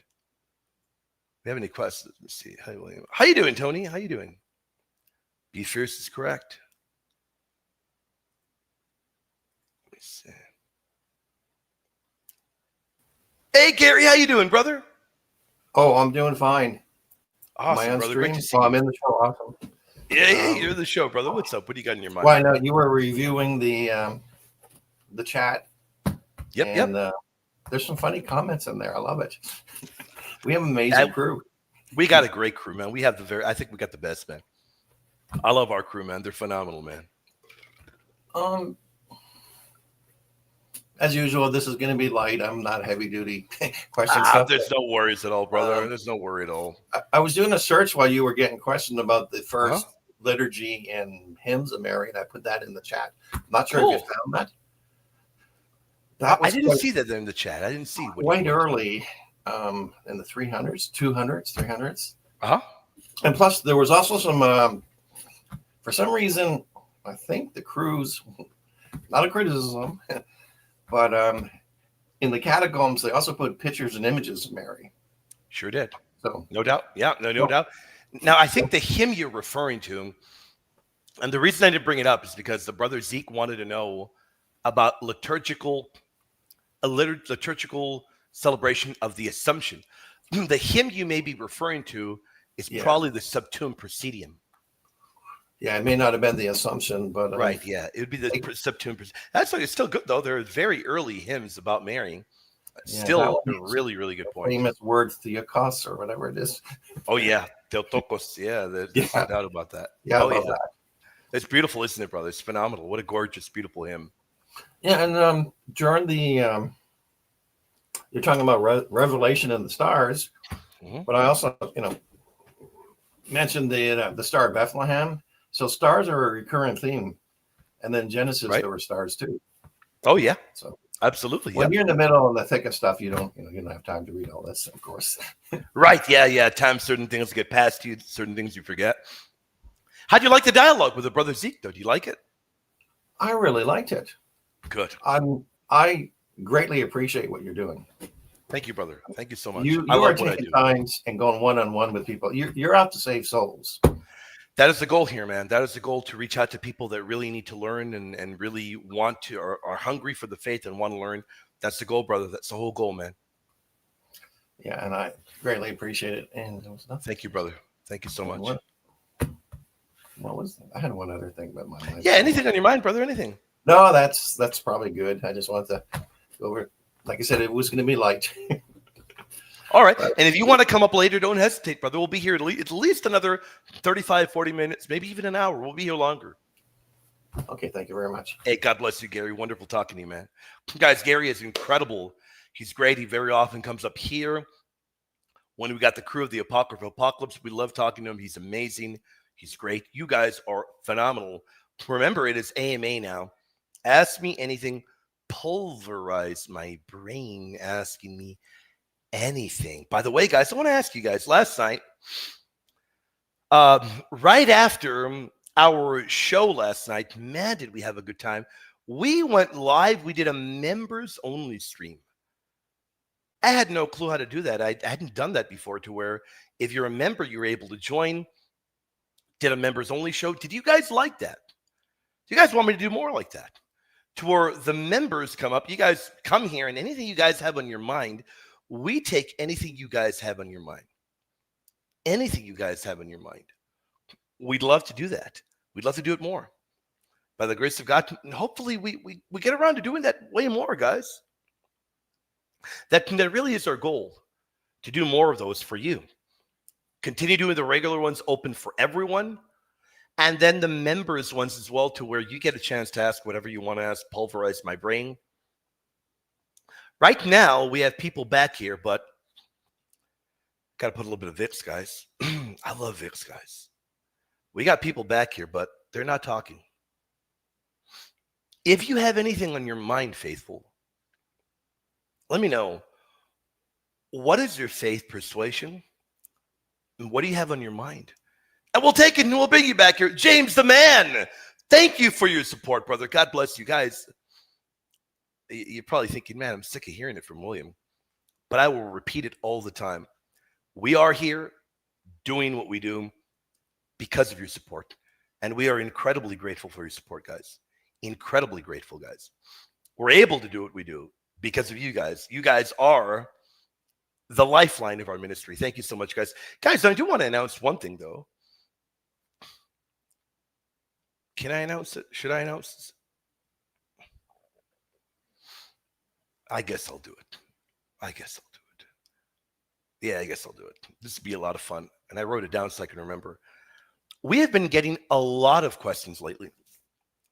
A lot of them about our brand new Christology course coming up. People have wondered, what is that going to look like? What is that going to look like? So I'm going to tell you guys a little bit about what it's going to look like. I'm going to tell you guys a little bit what it's going to look like. And Jovi, that's a great question. We'll get to it right now. Don't worry. We're going to get to that right now, brother. Let me show you guys first. It's going to be so much fun, guys. It's going to be a lot of fun, man. See if I can find it.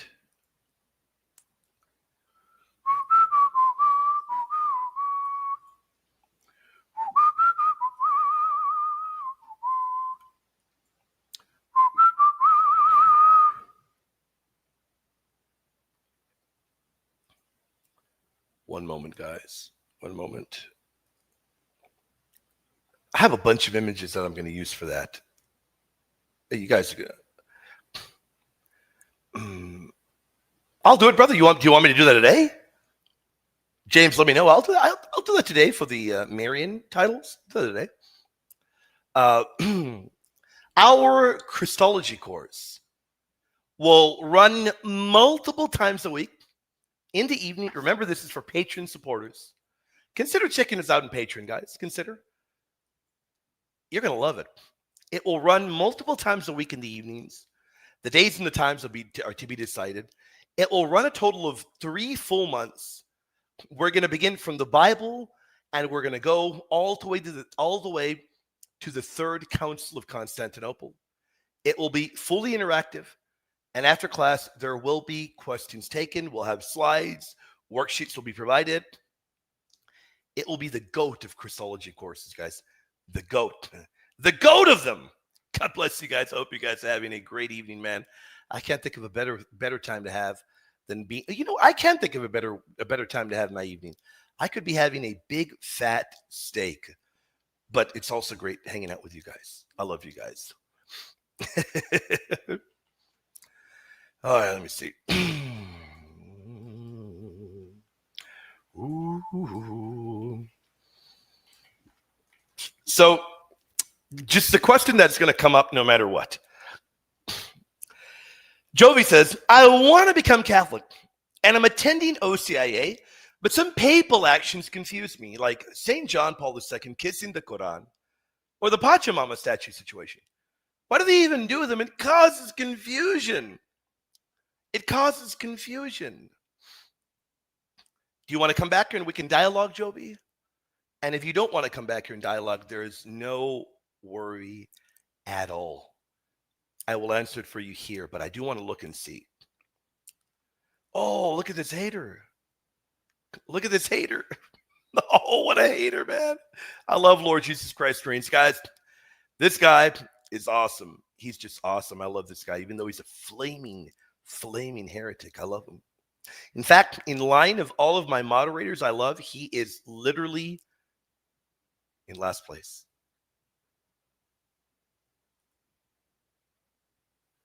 I'm joking, guys. I come on. I gotta have my mean moments, man. I gotta be mean a little bit, man. I gotta be mean a little bit, man. Oh, man.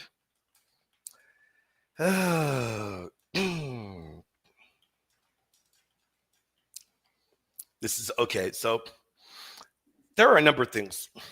Number one,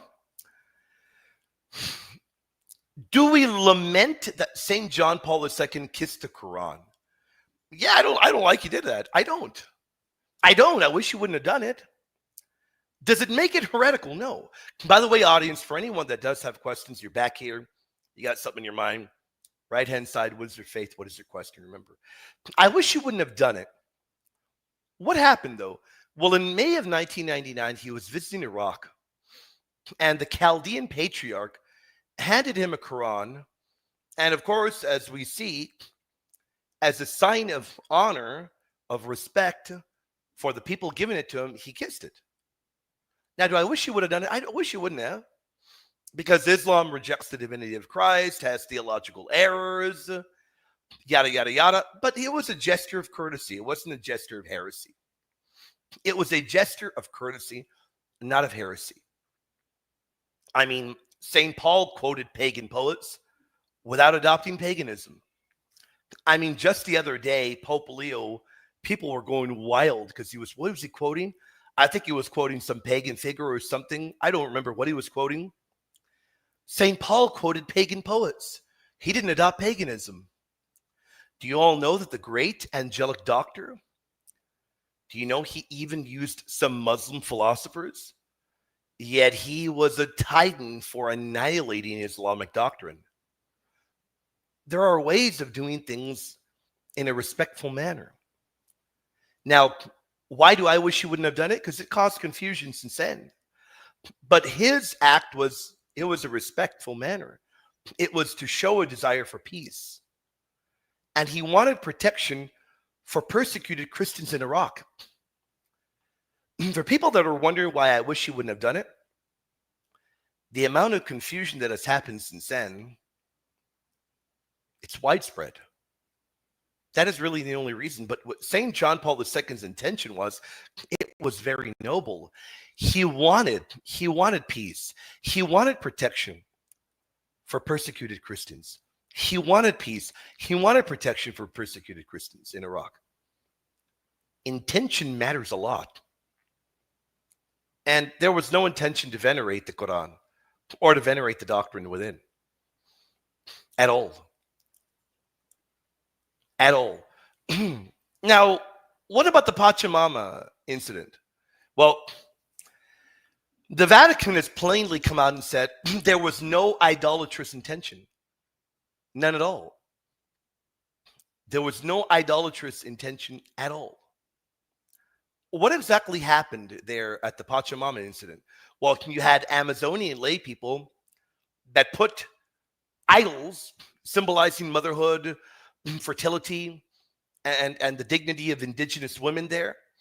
They were displayed there at the Vatican Gardens, but very clearly, if you read official texts, nobody believed they were Pachamama, nor were they ascribing divinity to them.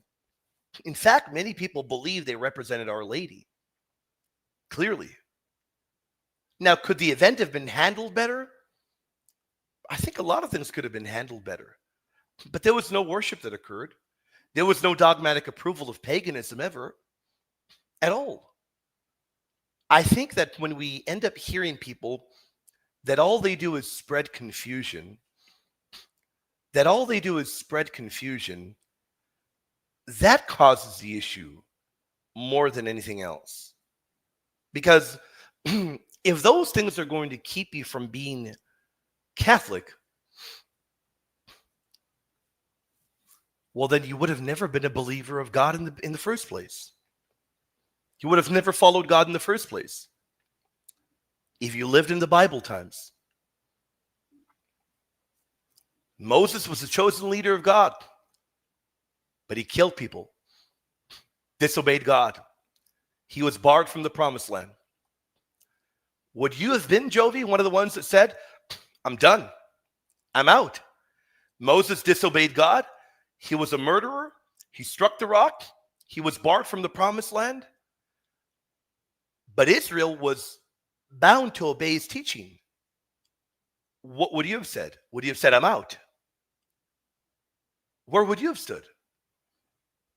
If you are allowing actions like this to determine whether or not you join the true church, there are great problems that you're going to overcome, that you're not going to be able to overcome. Where are you going to go, Jovi? Is there a church on the planet that is free from sinful people? Where are you going to go?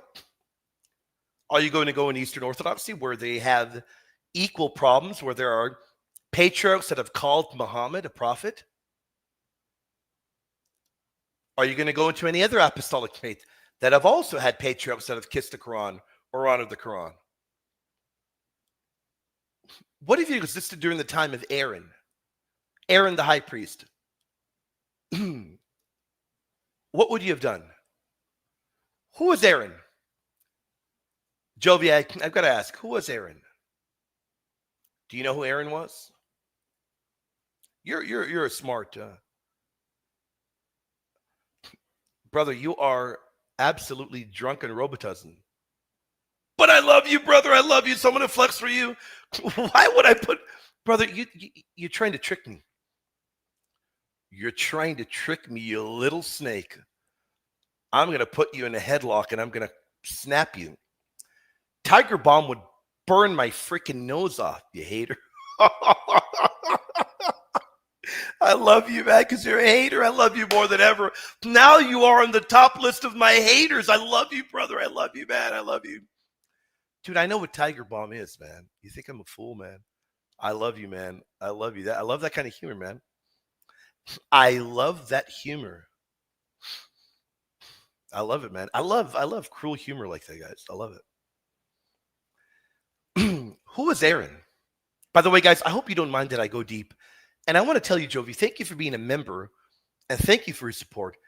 And if you ever want to reach out to me, Jovi, and say, William, can you sit down with me and guide me through all this privately or on the air? I'm willing to do it. Reach out to William and tell me, and I am willing to do it. I am willing to do it, brother. Aaron was the first high priest. He crafted a freaking idol, man. He led Israel into false worship. Did Israel then reject the entire priesthood? Of course not. God confirmed the priesthood through Aaron's line. Are you going to reject the church because of an error that maybe priests make or bishops make? Are you going to reject the truth? Because rejecting the priesthood would have been rejecting the truth. What about Eli's sons? Do you know who Eli was in the Bible? Do you know who Eli was? Eli's sons, do you know who they were? They were priests who were immoral. They were corrupt. They had sex with a bunch of women. They stole sacrificial meat. Did Israel still follow the Levitical priesthood? They did. How about King David? Ever heard of him? I think you've heard of him. He was God's anointed one. Jovi, we have people complaining about St. John Paul II kissing the Quran out of respect, and you're worried about becoming Catholic because he kissed the Quran out of respect. But St. Paul quoted literal pagan philosophers, and you don't bat an eye at that, do you? And King David, God's very anointed one, committed adultery and murder. Slept with Bathsheba, stole her. He stole her, man. He stole her, man. And he murdered her husband. But he was God's anointed one. And no Israelite was allowed to abandon the covenant because David sinned. Right? Judas was a handpicked apostle, man. I love you, Jovi. This is going to hurt, though. I love you, but I'm going to tell you this, Jovi. I love you, but I'm going to tell you this, Jovi. Imagine had you lived during the time of Christ and you publicly saw Judas betraying Jesus. He's a bishop. He's a handpicked apostle. He's a traitor. What would you have done? Would you have left the flock of following Christ? Would you have gone over to Gnosticism? Would you have just abandoned the faith altogether? No, brother. The church does not lose authority when a leader sins. And the church doesn't lose its validity when leaders sin, brother. They don't. We need to be very careful. St. Paul was not happy, my friend, because the Corinthian church was full of scandals, but it was still a true church. They had sexual sin worse than the pagans, he said. In 1 Corinthians 1 and 10, 1 and 3, he tells you they're living factious and divisive lives. And you've got people being judged and dying after partaking of the Eucharist. But what does he call them? In 1 Corinthians 1:2?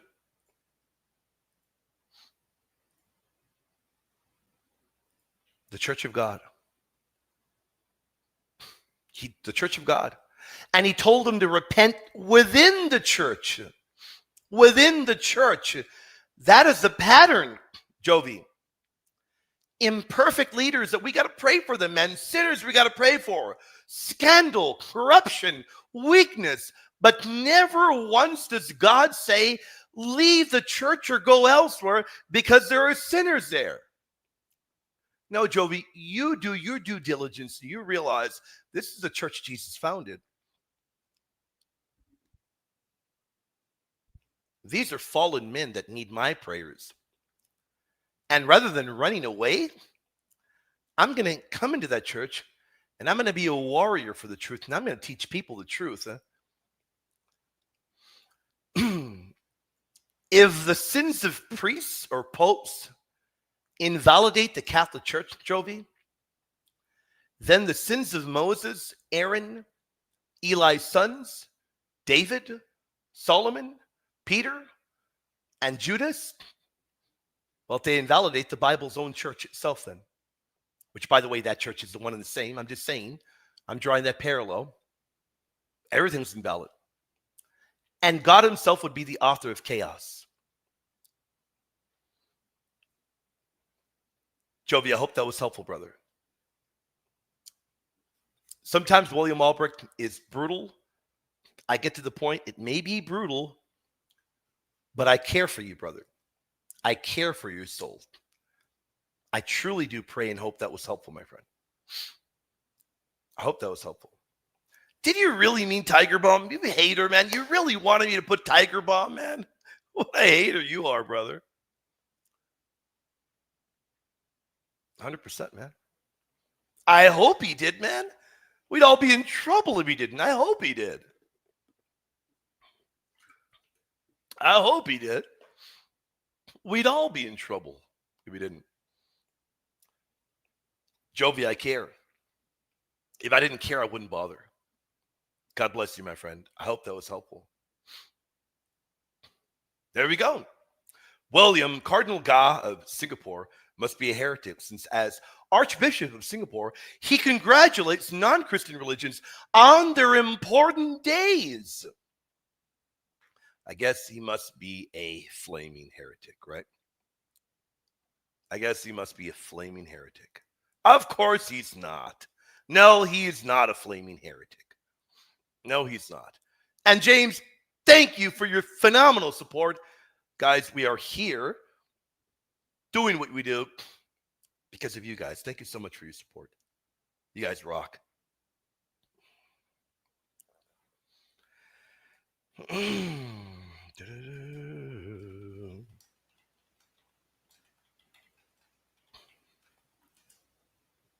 What other questions do we have, guys? You guys are great.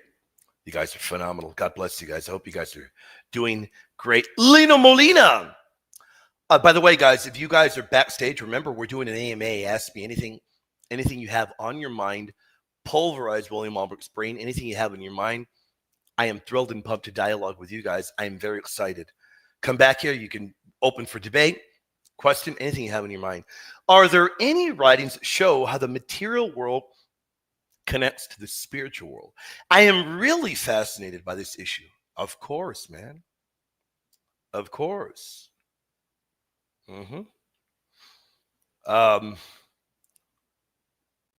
Well, I mean, there's multiple examples in the Bible. You know, I'm trying to think of a really good way to lay this out for you, man.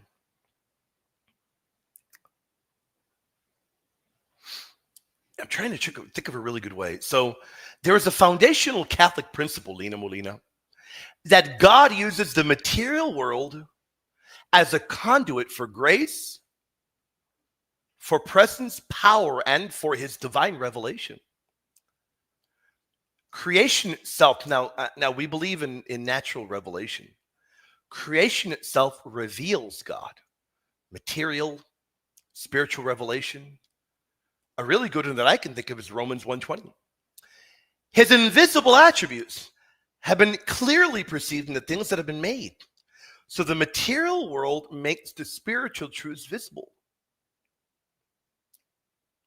I'm trying to think of others. Yeah, man. I mean, perhaps no better one than John 1:14, my man. Perhaps no better one than this one, man. What happened, brother? Is that a broken heart? Somebody mean? Somebody rude to you, brother? Do do do do do. Do do do do do. Another great one. The Word became flesh, showing you how material humanity now communicates divinity, man. But you know what even better one, man? I can't think of an even better one. Never. It's stupid. Wouldn't waste a minute. But I would pulverize J. Dyer and the papacy from the Bible and the early church fathers. I'll do that. I'll do that if that makes you happy. I don't know why StreamYard did that, man. That does tick me off, man. I'm not gonna lie to you guys. I'm stunned. I really am stunned. Now that I look back at it, to me it doesn't make any sense, guys. I don't know why. Odd. Where is my StreamYard? Let me give you more examples, Lina Molina. Trying to close my browsers. I think that's one problem I got. I got like 1 million browsers open, and then I'm wondering why my thing crashes. Give me a break. All right, Lina Molina. Another beautiful thing to point out is that sacraments they convey. They are matter. They are matter that convey supernatural grace. Now, baptism, that's water that regenerates. The Eucharist is, I don't even have to tell you that. It's a material element that shows you, leads to the supernatural reality. Yeah, those are great. And in terms of books,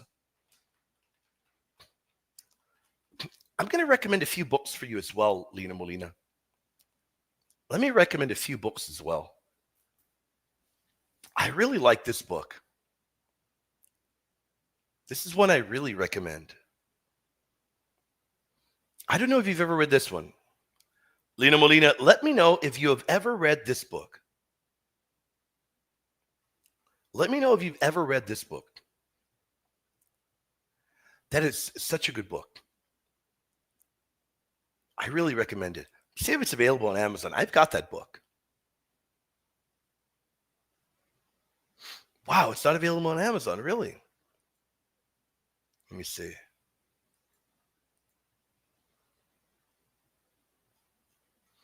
Let me see if I can find it.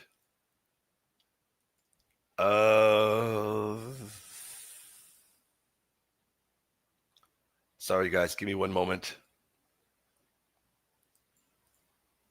Why is this not on Amazon, man? I can't even find the title. I'm not in Amazon Australia anymore, am I? No, I'm not. For a moment there, I thought I was on Amazon Australia. Okay. I can tell you the author is David N. Power. It is out of stock. Are you kidding me? It's just out of... I can't even find it in print. Let me give you another one, Lena Molina. Let me give you another one, brother. Now, this one you definitely got to get. This is a great book. This one has got to be on Amazon. This is a great one. This has got to be on Amazon.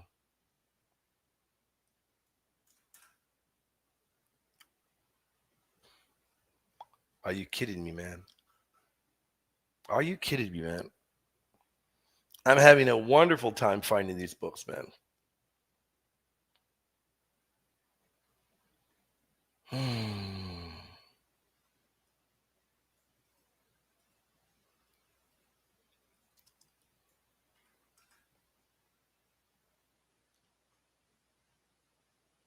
I'm gonna rip my I finally found it, man. Oh my goodness, I was gonna rip my my eyebrows out, man, my eyelashes off, man. This is a very good one, Lena Molina. Guys, as you can tell, anytime I get a super chat, I like to go above and beyond. And I am bothered when I can't find the book. I found it already. Here it is. It is on Amazon. You are gonna love this one, Lena Molina. Here it is. Symbol and Sacrament. Get a hold of that book, man. That is really good. It shows you how material symbols make grace present. Really, really good book. And that one is available. God bless you, my friend. You are the beast. You're a warrior. Thank you for your support, my friend. Okay. By the way, Cardinal Go's name is pronounced more like Go. Okay. Ga. I thought it was Ga. Go. Okay. Cardinal Go. Cool deal. I love it, man. I love it, guys. If you all are tuning in right now and you haven't checked this out, over there on Patreon, check us out, guys. You guys will be blown away. James, thank you for your support, brother. Brother, do you mean, I think you meant this one up here, right? The one that I read earlier? I'll read it again. I'll read it before we're done. All those titles, the super chat you sent earlier, right? I'll read that one again before we're done.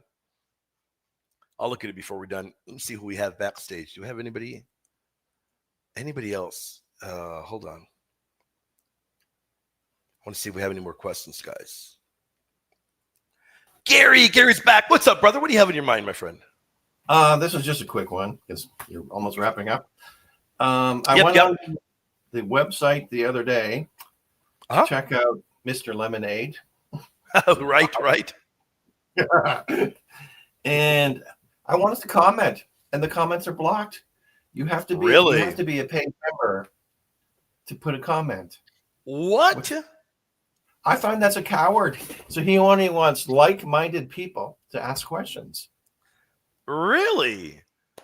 I found that was kind of he doesn't creepy. open it up for everybody then. No, I find that's quite rude.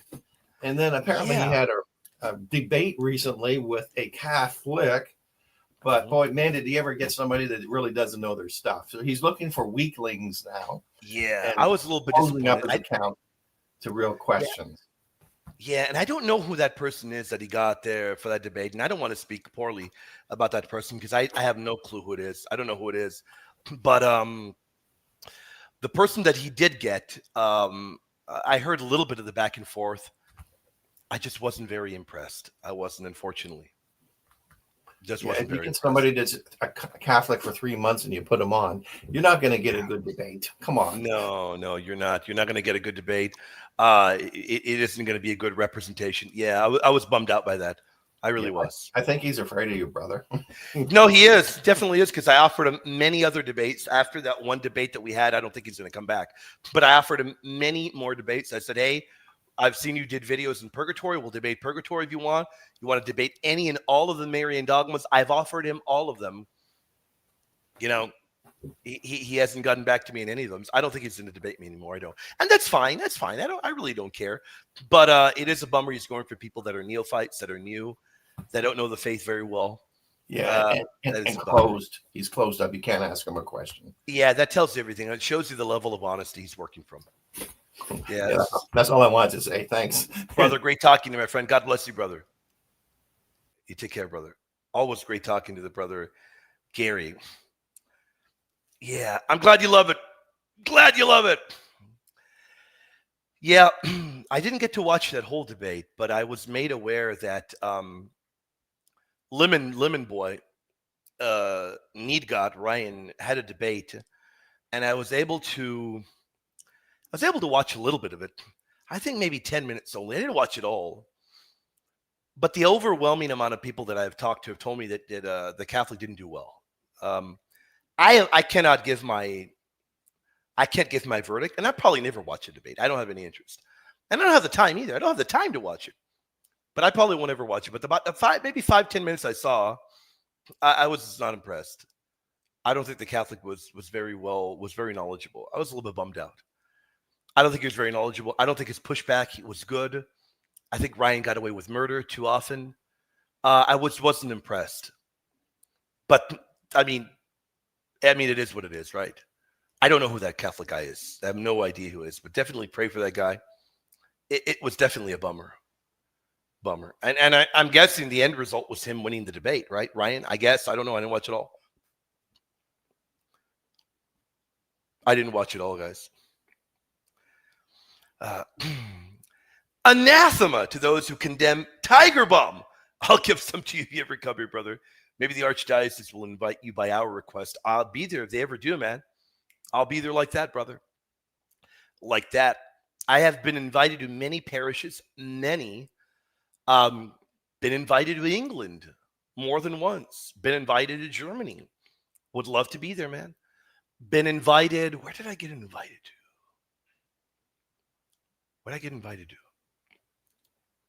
Oh, I've been invited to Detroit, California. I've been invited to a lot of places. And I'm going to California in a few days, guys. So if you all are in the region, if you all are in the area, before I get to hang out with the heretic, the brother I love, my brother from another mother, the James, if you guys are in this area, I'll be here in a few days. We get to hang out and have fun. It would rock, guys. I'd love to hang out with you guys. And if you guys want to, I'll be here for another 20 minutes, guys. If we have more, we got more people back here, but people aren't talking. If we get more questions, I'll continue for about 20, 30 more minutes. If we don't, we'll wrap up the doors, close the doors of the dojo. You know the rules, guys. On the right-hand side, what is your faith? What is your question? We'll take it. We'll bring you up. But if you don't tell us what your question is, we're not going to bring you up. Lena Molina, thank you for your support. Thank you, William.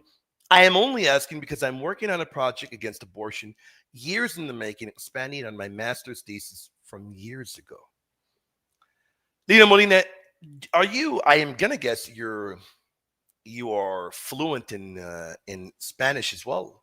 Hablas español y inglés, me imagino. Although maybe I'm wrong. Every now and then I imagine people that are Hispanic or have Mexican last names. I always imagine they know Spanish, and to my shock, they don't know a lick of it. I don't know. Maybe you do know, Lino. But if you ever do finish that project and you want to come into my channel and we can talk about we could do a show on abortion from a Catholic perspective in Espanol in the future, maybe sometime in the new year. I'd love to open the doors to the dojo here for you. I'd love to.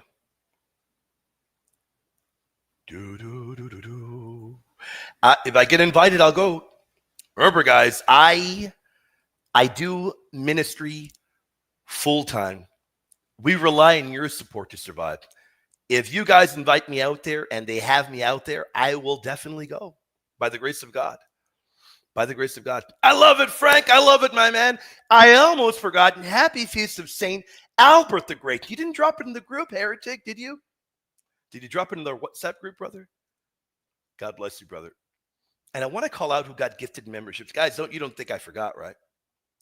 For you heretics that probably thought I forgot, who got gifted a membership? I didn't forget.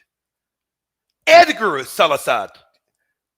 Make sure to give a shout out to the incredible brother, Gary. Gary, thank you for your incredible support, my friend. You rock, man. We love Gary, man. Gary's amazing. And Jovi, I am thrilled and pumped that my dialogue helped. My reply to you helped, hopefully. And remember, anytime you want to have a private dialogue, and if there's any way that I can help you, reach out to me. I'd love to help you out. For the time being, who got gifted memberships? Pato Patterson, Eric, J-Man, Lautaro Parada, Lautaro Parada, and Alec Tex got gifted memberships. You guys be sure to give a phenomenal shout out to the incredible brother, Jovi. Jovi, thank you for your support, my friend.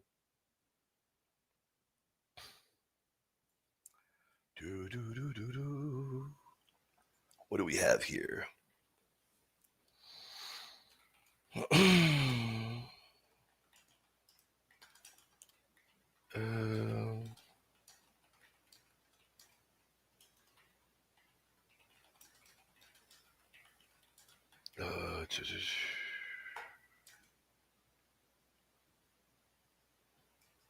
Hold on, guys. I just want to make sure that I got this right. Who do I have here? All right, brother. Sorry about that. Next time I will remember. Next time I will remember, brother. God bless you, brother. Thank you for your support, Frank Nutlin. And guys, we try to conjure Franklin. We try to conjure him up, man. Didn't we, Frank? We try to get him out of his hole to come back here and debate. Now, I hope he doesn't come up right now because we're about to close the doors of the dojo. And guys, don't forget tomorrow night. Do not forget, what do we have going on tomorrow night? Where is it? Don't forget we got going on tomorrow night. Tomorrow night, guys, we got it going on. By the grace of God, debate tomorrow night. Can the church fathers be trusted? Can the church fathers be trusted? That is our debate tomorrow night. I think you're going to have a blast. They both suck. And the fact that you have to ask which one is better tells you that they're both really bad, man. They're atrocious. Didn't Kyle debate Need God Net? I think he debated Need God Net. Need God Net looked like at one point Kyle was going to cry. Kyle got annihilated by Need God Net. He's a horrible debater. Horrible debater. Kyle is a horrible. He got crushed by Need God Net. He's a terrible debater. Signum, God bless you, my friend. Well, let's go backstage. What is going on, man? I was about to click your name and you left. Guys, it's about to click your name and you left. What are you doing, man? Andres Castro almost crashed from the light reflecting off your head. Love you, brother. God bless. Andres is a brother that I love dearly. The guy vanished, man. He went into like hibernation for like a year or so, man. The guy used to be a regular here. Then he went into hibernation and he vanished. Andres, we love you, heretic. We hope you're doing well. For a moment there, I was worried about you. I thought, man, this guy went into hibernation with the Bears. We love him, man. I'm glad you're back, brother. Hope you're doing okay. And first off, I got to tell you, thank you for your support, brother. God bless you, my friend. And we hope we don't conjure up Frank right now. Franklin, because he's going to show up and we're about to close the doors, man. It's already 9:15 over here on my end. We'll be closing the doors of the dojo very, very soon. He's about to cry because he had no unity. Yeah, it was pretty bad. It's pretty bad. Yep.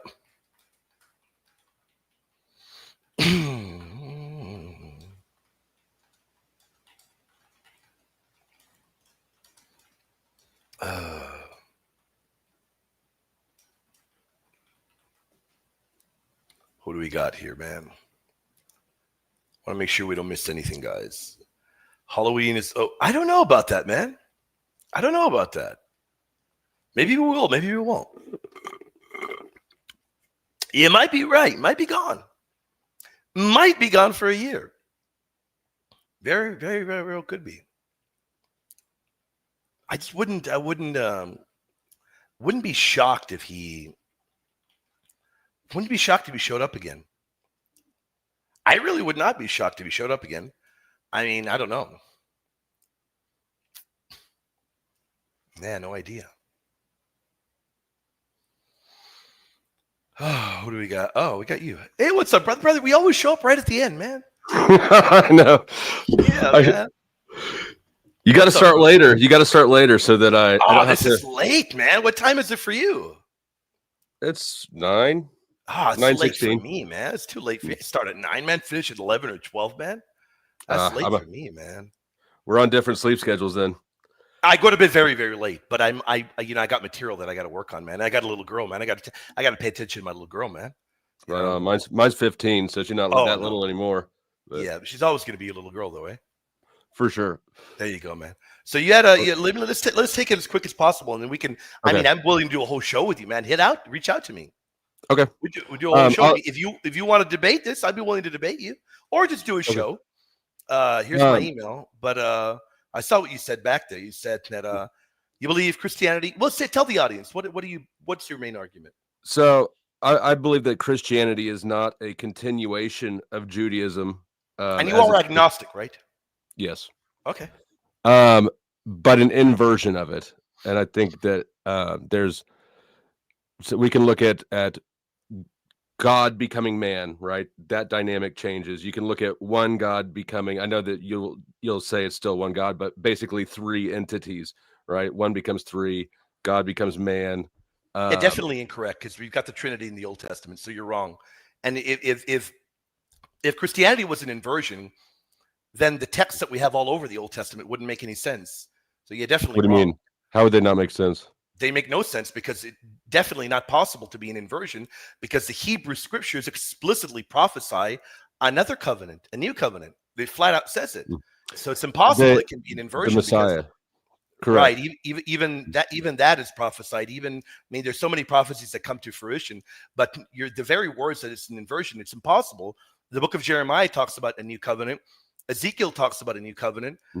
Isaiah does. I mean, there's so many things that are expected to be fulfilled in the future. So a new covenant, I don't think that's correct. Yeah, I've got no issue with a new covenant happening, right? Or a Messiah being prophesied. Those things are in the Old Testament. Okay. Christianity and you're Catholic, correct? Yep. Yeah. So I believe that Christianity as an institution actually flipped Judaism on its head in a lot of ways. And if you look at it from a historical lens, you can see that the Jews were a particularly difficult territory for the Romans to control because they would not worship.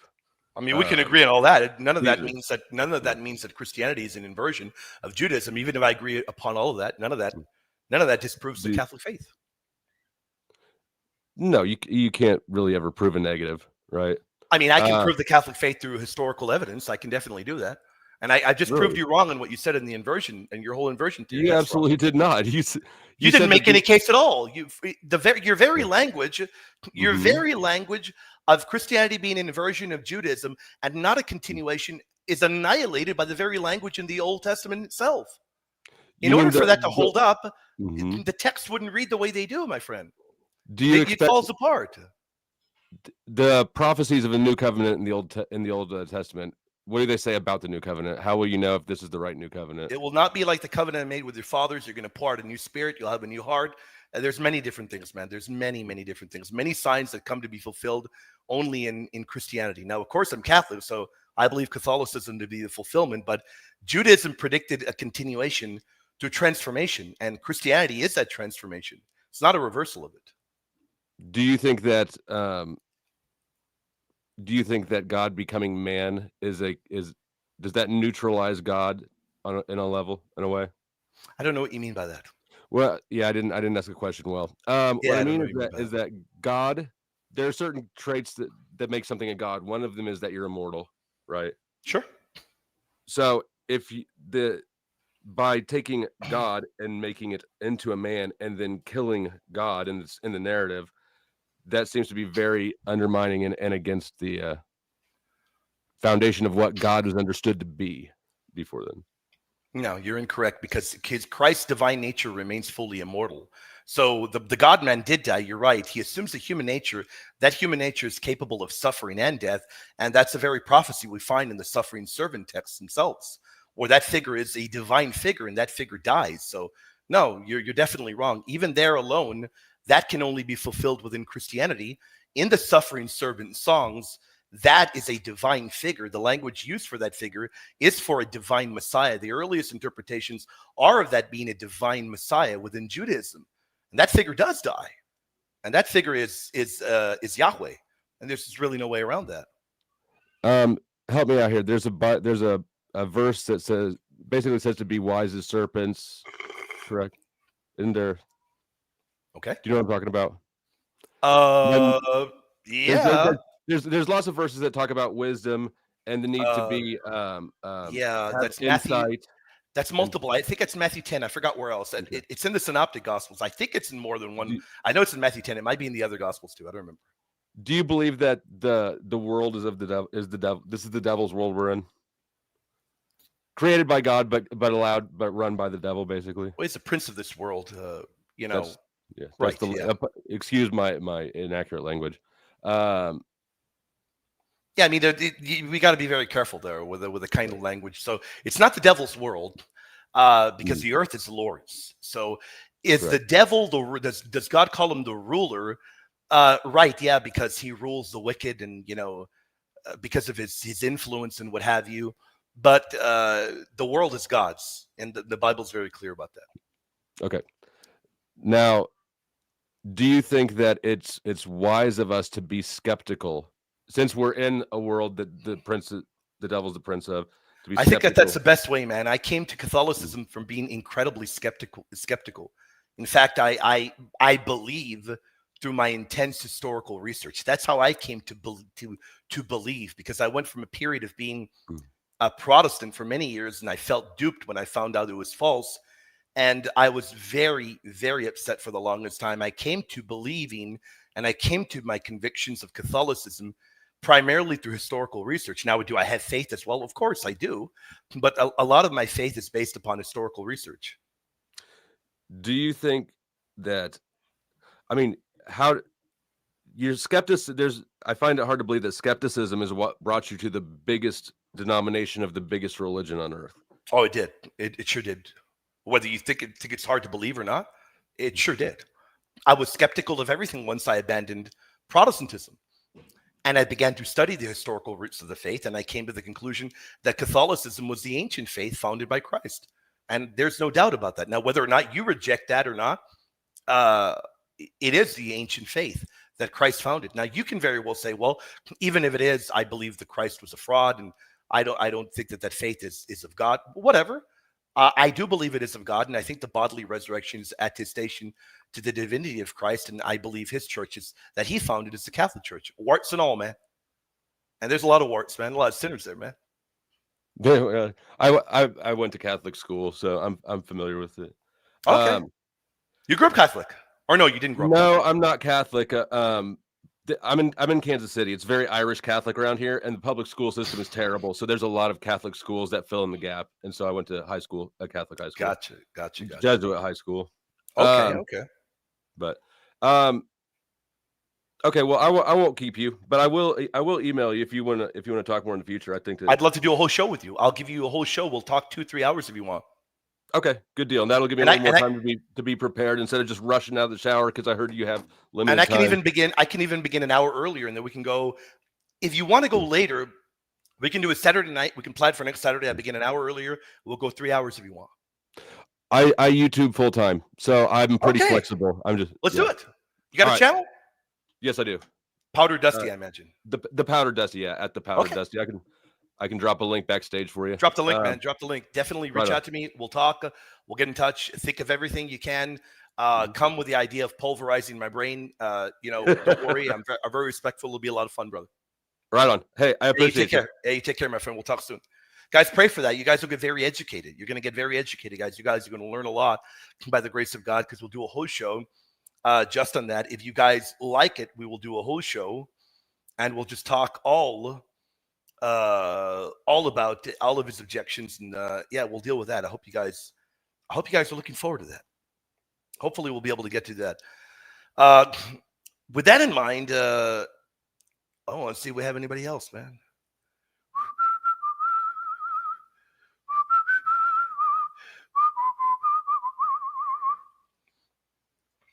See if we have any other questions, and if not, we'll close the doors to the dojo. Guys, we've had a great crowd tonight, guys. You guys are incredible. You guys are great, man. I hope you guys have been edified.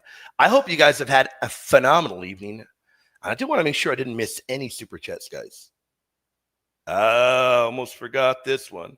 I got to call these out before we're done. I'll never hear the end of it from that heretic, man. I'll never hear the end of it from that heretic if I don't call it out before we're done. How you guys doing tonight? Guys, we'll go for another. I want to do the 2.5 hours. Go for another 7 minutes, and then we'll close the doors of the dojo. Go for another 7 minutes, guys. How about that? And in that time, I will remind you all.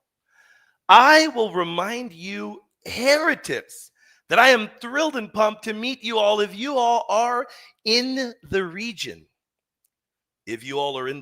man, in the area, California, man, I'd love to talk to you guys. Be in California, be thrilled and pumped. Be thrilled and pumped, man. Gonna be who is that? Let me open it wide. Let me remind you guys. Oh, let me see. What am I doing, man? What am I doing? All right, here we go.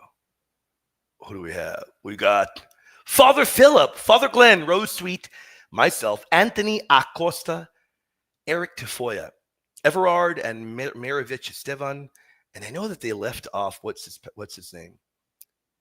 Adrian Lawson. Adrian Lawson's from Sips for Sierra. Never seen that show, but I know that a lot of people like him, and I've heard good things about that guy. So yeah, cool deal. And I mean, I guess I'm gonna meet him. I guess I'll meet him there, and I will grab him, and I'm going to take him to the gym. And Adrian's going to return home with enormous biceps. He's going to return home, and if he's married, his wife is going to be like, what on earth? And her mouth is just going to drop. I'm going to make Adrian's arms the size of a beast's arms. I'm joking, guys. I'm joking.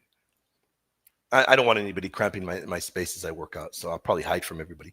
God bless you, Dodie. There will be a live stream. There will be. We'll work on getting that live streamed. Like tomorrow night, guys, we will be live streaming this. Isn't that going to be a blast? We hope to see you guys and gals tomorrow night. You guys are phenomenal. You guys are amazing, man. Apparently that Powder Dusty guy was live streaming. I have no idea. I don't know, man. I don't know. Guys, I don't know. A lot of people come here and they try to catch me. A lot of people, guys, come here. They'll be live streaming. They'll try to get me with a gotcha, or they'll try to catch me. They'll try to trap me. You better be on your A game, and you better really, really hope that I'm on my worst game if you think that you're going to stump me. You better really hope that. You better hope that, man.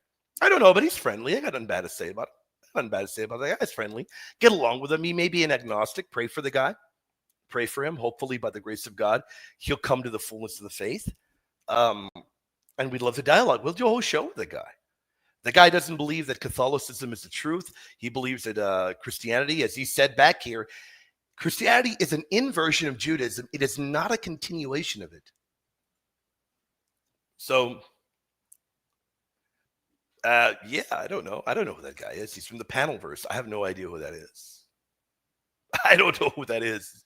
He's from the Panelverse and biting out way more. I don't know where that is, man. But whatever panel he's from, his whole panel can come. And they can come and debate me. His whole panel can come and debate me. Would love to talk to him. We love to talk to all of you guys. You guys have been great. You guys have been phenomenal. May that legend back there, may that hero pray for us. It's the great St. Ephraim. With that, guys, I want to remind you guys, I want to give you guys a shout out. You guys have been great. Thank you for your support. And listen to James. Check us out over there on Patreon if you haven't yet. If one of our moderators can drop the link. We have seminary level material over there. Whether you're a beginner or you're advanced. And you guys unlock a ton of stuff. You know what I downloaded, guys? If you are on Patreon, for our guys that are on Patreon, we're about to wrap up, guys. Please tell me, do you all have the app? I just got the app today. The app is so cool, man.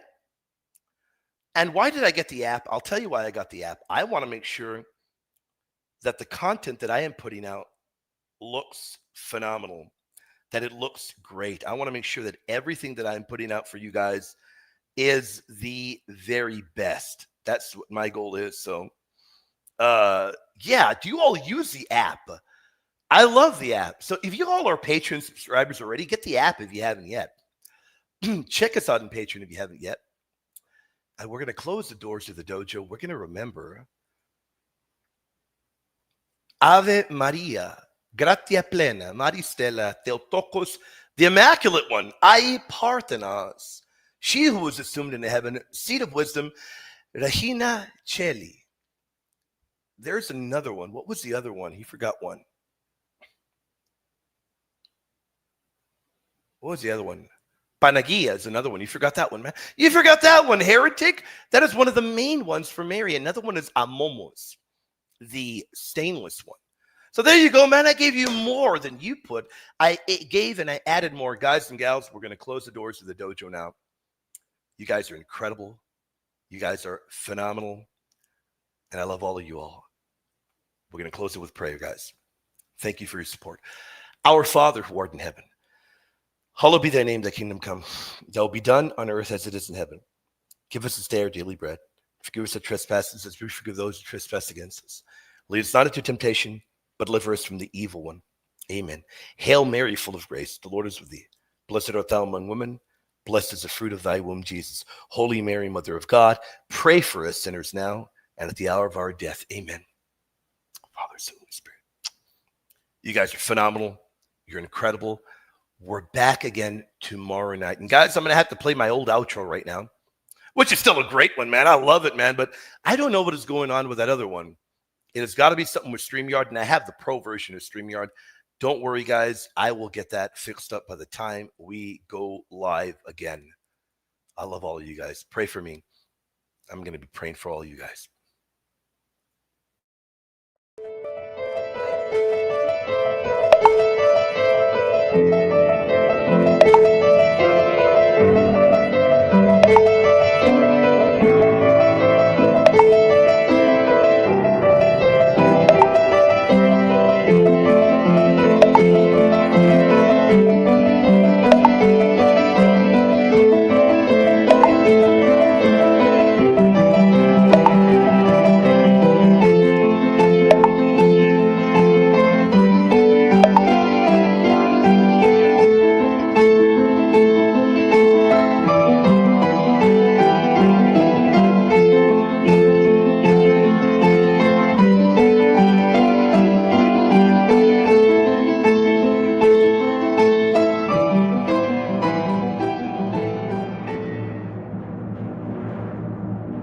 I believe in one God, the Father Almighty, maker of heaven and earth, of all things visible and invisible. I believe in one Lord Jesus Christ, the only begotten Son of God, born of the Father before all ages, God from God, light from light, true God from true God, begotten, not made, consubstantial with the Father.